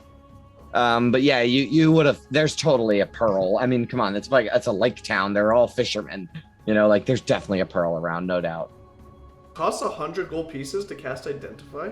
I mean, just got I the can do it material component. I can do it anytime I want now, but I need to at least own that to cast it. Right. It It doesn't it's suck it up, but right. It doesn't use it, but you need it to cast it. Okay, so she lays it out on the table before you. I'll get to work and spend 11 minutes identifying this thing. You have to touch it, don't you? I do. Roll a d6. Let me just double check that. One object that you must touch throughout the casting the spell. You want a Bars. d6? I swear to God, if you Yes. fall prey to whatever this thing's doing, can I inspire him? If, Yes. I No, say this to doesn't him, help. like, Oh yeah, you could still inspire him. Yes, because he still in has case to make has a to, save. make a saving throw. He and does, If he he's does, he cursed, does. yeah. if you try to something- attack us, I'm chopping off your other hand. All right, make well, just fucking hold me down, Sapphire. You're a psychopath. make okay. You're safe. You're safe. You touch it. It's cold to the touch. And you want to start Oh, casting Identify?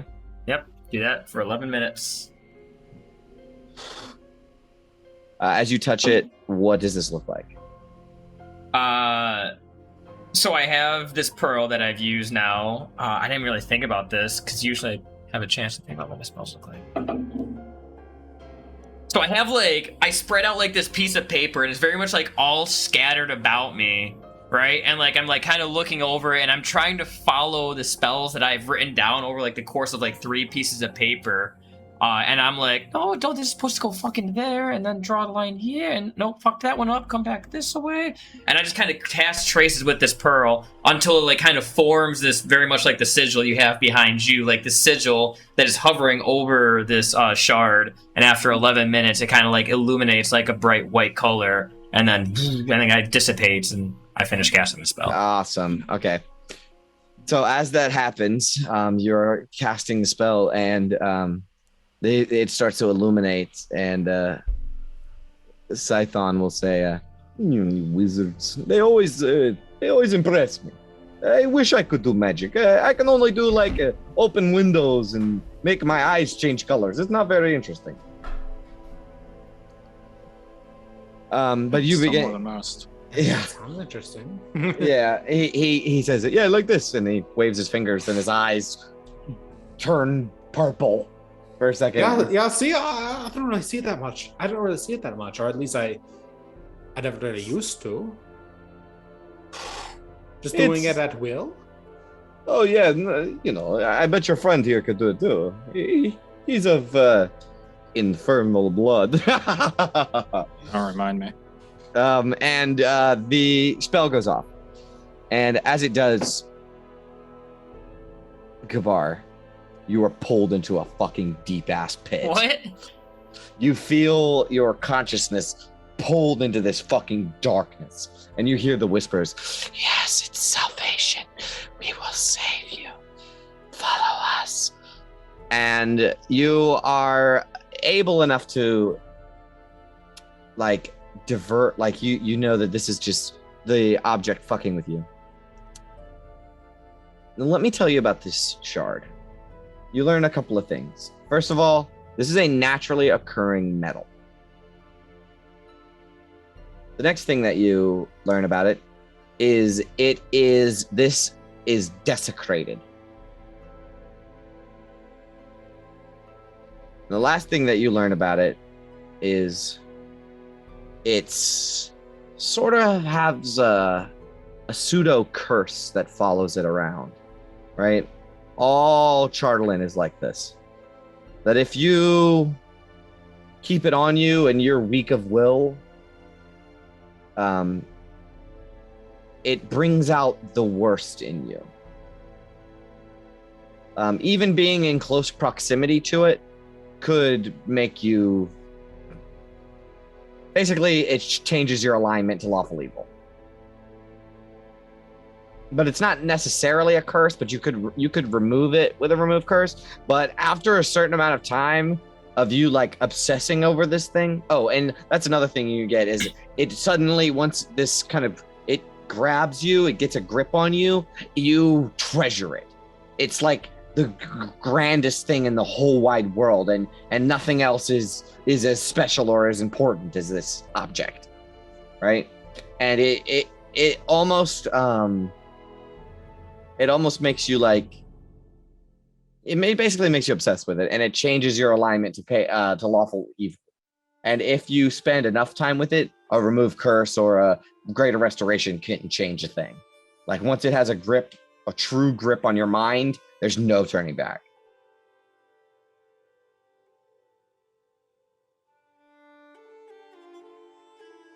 Does that answer all your questions? Yeah, so okay, that makes sense. So there's no actual magical properties. No, it's not a magic cursed. item. It's a magic material. Okay. And also, so you also learn its properties, right? It's soft like lead, and it can be easily forged into anything. However, upon impact, it's hard as fuck, impossibly hard. So, Gabar, you're saying that the speaker has a statue made out of evil adamantine in I was his just house? gonna kind of bring up how long after, he got this fucking statue, this masthead, did he, start obsessing over nautical things and changing his attitude? Is he trying to rebuild that ship it's from? Okay. Captain is a little confused. She says, wait, so you're saying that the masthead of Ertu is... Yeah, no, when we walked by it earlier, I cast a quick detect magic spell and I found that it was magical, and now studying this little shard and realizing its effects, I'm thinking that your speaker might be a little bit on the cursed side. Well, he hasn't acted maliciously. He hasn't offered to stab someone in their eye. Lawful evil doesn't mean that you're gonna go around, just killing random folks. It kind of just, you still abide by principles, just the wrong ones. Has anybody come after his collection? Lawful evil? Oh, never. That's probably why you haven't seen him so angry. He's got the power to make sure people stay away. I mean, it's done some good so far. Nobody's gotten hurt over it. You have a feeling, Gabar, that touching it is worse. Being close to it, it can bring out some bad stuff, but having it on you, like touching it and like holding it, that's the worst case scenario. It's like kryptonite. Yeah, like if you had a ring made of this shit, you'd be evil real fast.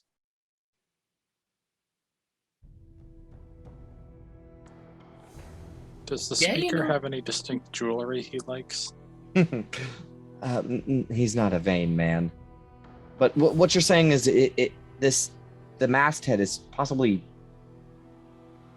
affecting the speaker? Really? Poisoning it, making him obsess over you said that he would get very angry if anyone touched it, right? Oh my, Seems like he's kind of obsessing over it. That's very much what this material does to someone. Huh. Well, there's not much I can do about it. It might be time for him to go on a little, I don't know, vacation? I doubt I can convince the speaker of East Haven, the third largest city in the 10 towns, to go on a sabbatical in the middle of a winter harder than a 2-year-long winter. Does the captain have no pull and the speaker's no longer fit for duty? Is there a way we can, make him go asleep? Alright, I was gonna try a few options before suggesting assassination. No, not assassination. Siphon mean, says, like, I do knocking not him wish to hear any more about this, so I will cover my ears. I'm not saying that. What I mean to say is, what if we just knock him out? Oh, you mean give him the hammer? Take inspiration. I'll take inspiration. That was fucking funny. He says, or she says, the speaker isn't evil. I've never seen him hurt anyone that ever. He's taken a few goblins' lives, certainly. And I've seen him bash the head in on a knucklehead trout, but who hasn't? Yeah. I don't think this is an issue with the speaker, is what I'm getting at. I'm not saying that he's evil yet. It takes time, especially if you're not touching it or wielding it. Just being in the vicinity of this stuff is enough to eventually make you start to change who you are over time. It's in the center of town hall. Why wouldn't it affect anyone else? Truly is, beyond me. I mean, it should be affecting all you that hang around this place. Well, you two have been able to resist it. You've been touching the thing. For a few hours, at the most. I mean, as soon as I touched that thing, it brought me into some void where I heard whispers for a moment, and I got sucked right back out of it as soon as I went in, but... I mean... So, if we do some quick magic math, maybe months of being around it is equal to touching it for a little bit. And you guys have been able to resist it, and the speaker's the only one who's fallen. Maybe he's caressing it at night. Sounds like everybody else keeps well clear of it. So it's all to himself. Or mostly to himself. Okay. Another option. If you can't remove the speaker from the masthead, could you remove the masthead from the speaker? I wouldn't dream of it. It's going to be a hell of a heist. How big was that thing? It was big, but... Oh, fucking huge, yeah, for sure. You could get 5 or 6 able-bodied men to pick it up and take it. You should them touching it. Oh yeah, they don't have to touch it. Yeah, That'll go great. Look, I'm just Shh. What gloves work? Scython will speak up, and he'll say,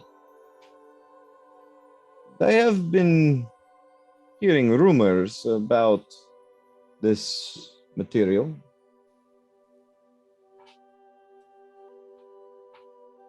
I hear that in Caer Konig and Caer Denival, items made of this stuff has been being stolen.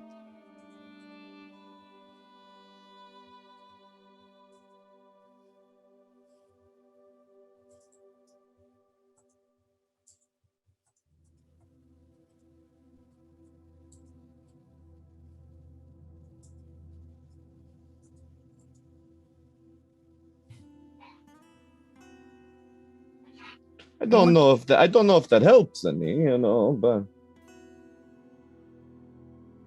No, that tracks with what I heard. But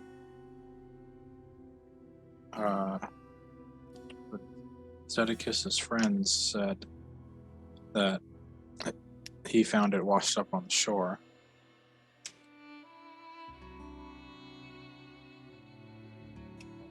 He wasn't out looking to steal it specifically. hey, who's to say, really? I don't know. I just hear what I hear.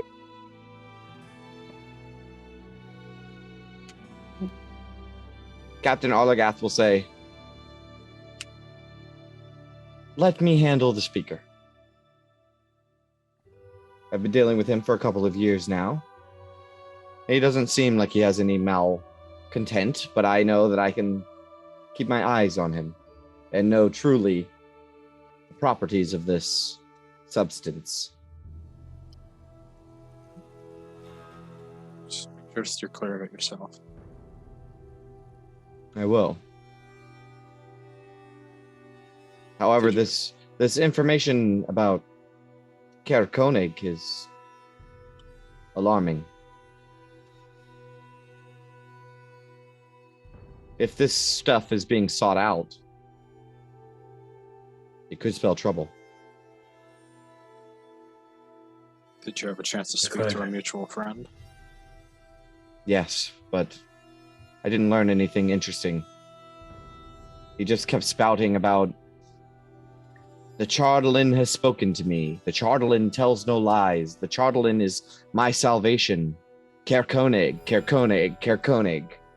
How is that not interesting? Nothing new, Better word, it's not actionable. right? Helpful. She would have said it was not helpful. Now, I assume that you're going to be storing this in the evidence locker over in the town hall, right? We have safer places for objects like this. Put it there. Might be interesting to tell the speaker that you've collected this and gather his reaction. That might not be a bad idea. But hide it somewhere. Well, your experience, you'll know how to play it. Its reaction. Of course. In the town full of thieves, one learns how to. The captain of the militia learns how to keep their objects safe. If not, we did just find a nice cozy little cave up the shore some ways. I would- Again, I'm sure that I can handle the speaker. Oh. But if anything goes awry, I can send for you. Do you have any idea where I can find you? Well, the snowdrifters for a reason. Not pretty mobile. We'll course. be headed to Bremen soon. But I mean, it's not like I'm very well hidden. She says as she kind of like points to her like glowing blue hair. Of course, of course. Is there no place you call home? Probably Bryn Shander be the closest thing Kinda. to that. yeah, Brent I mean, we Shander, also have the The Ramshackle. Lonelywood, the Lonelywood. ramshackle in Lonelywood. Yes. Oh, Lonelywood. The Ramshackle. And you said there's a residence in Brinchander as well? I, My place is there on the outskirts of town. Very good. I'll know where to find you if I need you.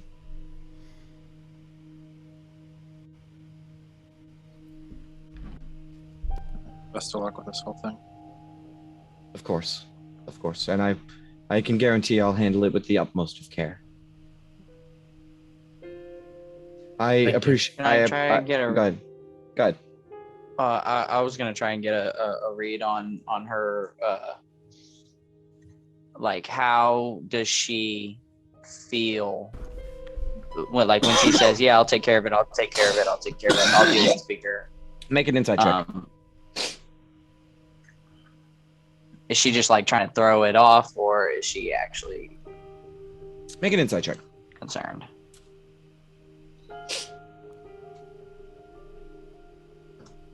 She under the influence of this as well.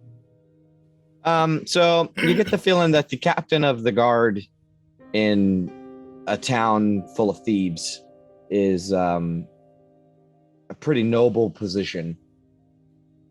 So she doesn't seem like she's the kind of person that just bullshits. Specifically, you don't get anything, but you kind of get a bead on who she is as a human being.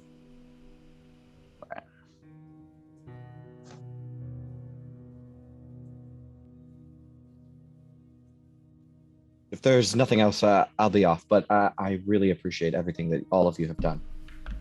The snow drifters, right? Aye, that's correct. So A grin grows on her face. Very good. Very good.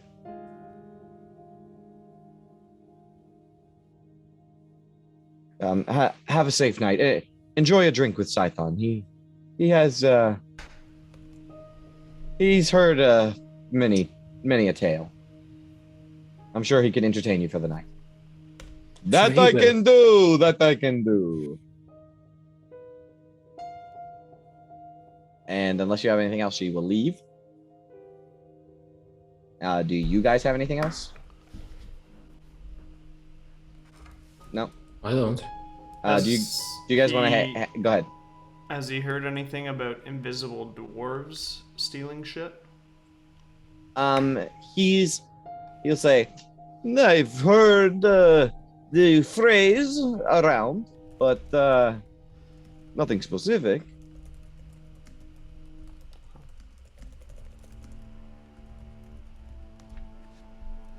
Okay.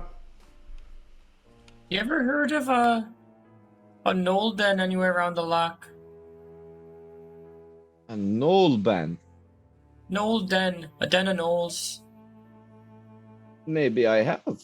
Let's see if he has. Let's see. What do you think? 25%? Let's say 30%. If he rolls above a 30, then he has heard of it. Oh, no. That would be below a 70%, 30. yeah. Right, below a 30. I have heard of a place in the tundra. They call it the Cackling Chasm. It's near the spine of the world.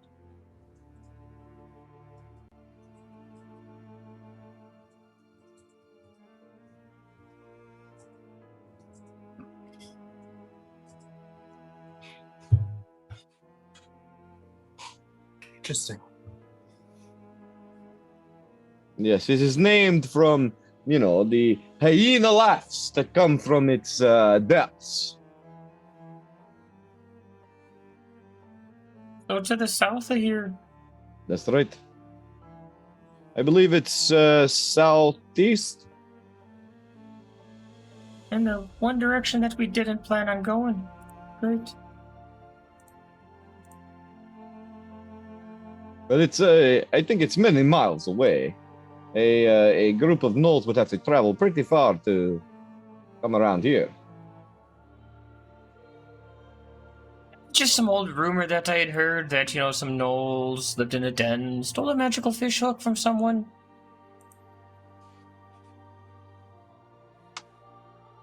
Probably just a tavern rumor, to be fair. But you never know. You ever hear about Old Maud on the lake? I can't say that I have. Old mod.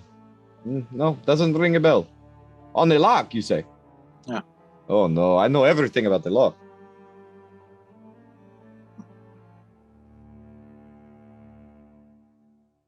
Everything you say? Just about, yeah.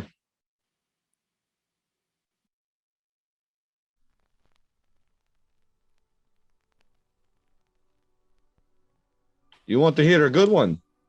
It's the biggest fish they ever caught in there. In the lock? Yeah.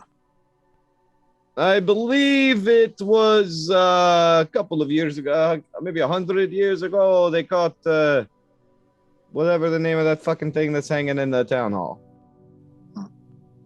Old Bitey? No, it's in the town hall. There's another guy. I can't remember what his name was. I'm sure you it's in here somewhere. Yeah. He says the year and its name.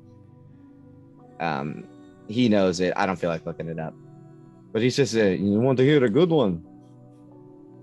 I'll give you this one for free, but the next one's going to cost you. In Caer Dineval, no one has seen the town speaker for a long time.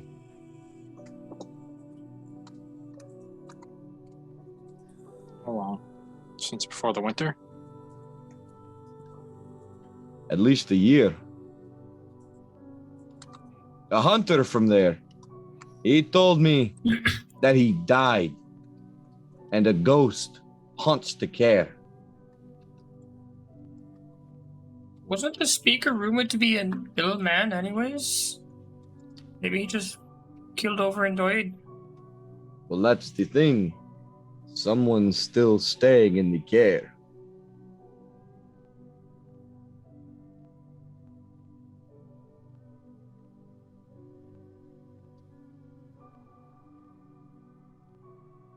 I'm sure Gabar would probably know what Kair means, but Castle.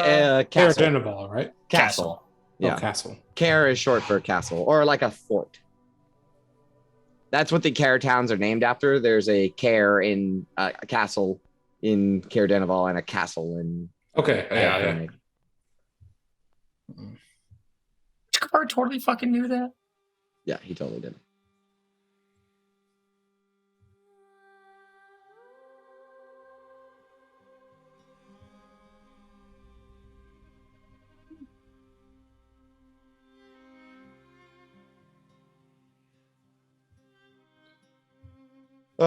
All right. Is there anything else you guys want to talk to him about?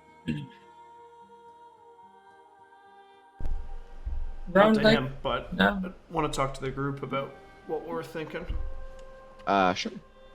Yeah, why don't you guys start to leave the inn and you can talk on the way out. Sure, White lady to sleep. Yeah, Scython will say, thank you so much. It was a pleasure meeting all of you. The snow drifters, right? Snow drifters. Very good. Very good. Very good. I'll remember the name. And yeah, you guys can make your way out. But that guy seems like a pretty useful motherfucker. It does. Yeah, if you ever have any questions, he might have an answer. Yeah, you can make your way back towards the White Lady. Is there anything you want to talk about before you get to the White Lady? Because I think we're gonna end it pretty soon. Where the fuck do we go next, boys? I kind of want to go back to Lonely Lud and talk to our big Goliath friend Ogden about if he knows anything about this metal. Wherever we go, we should stop through Bryn Shander first and maybe collect the money from Flynn for killing the, Caltro? I don't think the plan changed. It's got delayed a bit. Oh yeah. Hey, So back to Bryn Shander, back to Brennan, and then maybe up to Lonelywood as well. Well, yeah, because I watched up through Tourmaline and talked to our good fucking Kobold friends who's walking around with the symbol of the Arcane Brotherhood. Yeah.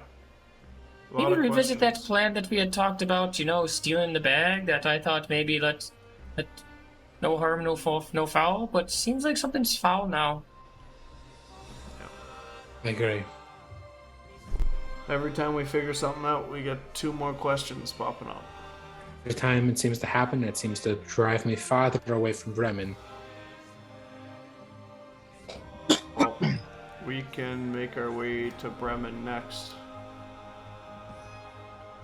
Bryn Shander first. Tourmaline. Yeah.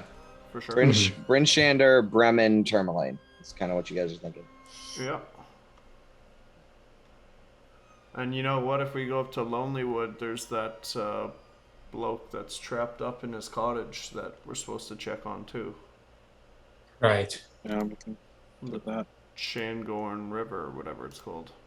That's pretty far north of Lonelywood, to be fair. Yeah, but I mean, fuck, if we're already up there, I don't know the next time we'll be that far north. But that's many days away. Yeah, we got a lake monster or Targo's conspiracy. Who knows? Yeah. All right. I know. It's probably a target Was it? conspiracy. It was Scython all along. We should pack up then and get ready to move tomorrow. Yeah, no, just somebody spot me an ale, please. I'm thirsty. Of course. Of course. You guys make your way into the White Lady Inn, and Ronaldo is regaling a tale of how one time there was a fisherman out on the loch, and the White Lady visited him, and she stole the soul out of his body, and he returned a soulless corpse. Stuff like that. Maidenless. Yep, stuff like that. You say maidenless? Yeah. Nice. Thought you'd like that. He tells tales and sings songs, and you guys get your drinks, and want to get some rest, I assume. Yeah. That totally goes down. And I think we'll end the session at a long rest. Beauty. Smokes. So next week we're thinking the Eastway, Brinchander, Bremen, and that's probably as far as you'll get. Yeah. Skip right over Targos. Yeah. Yeah, fuck that place. All right. That sounds good to me. I'm honestly I'm ready to run that, so I don't have to do much prep this week. It's good. Sweet. I feel like we got delayed. Sidetracked. Yeah, I didn't again. expect it to take that long or things to go the way they did, but they did. So it is what it is. Yeah, Charlton. That's some interesting stuff. That might be important later. I don't know. All right. Well, I had a great game. Sorry for being late, guys, and sorry for running late. But, Happens. No problem. yeah. No worries, man. All right. Well, great game. Love it. Yeah. Cheers, boys. That was Yep. See you fun. guys next week. Yeah. Yep. See you Yeah. guys next week. Yeah, thanks Yeah. again for Yeah. running that, man. Thanks for Looking running. forward to next week. Of course. Thank Me you. as well. Me as well. All right. Bye, guys. All right, see you guys later. See you guys later. See ya.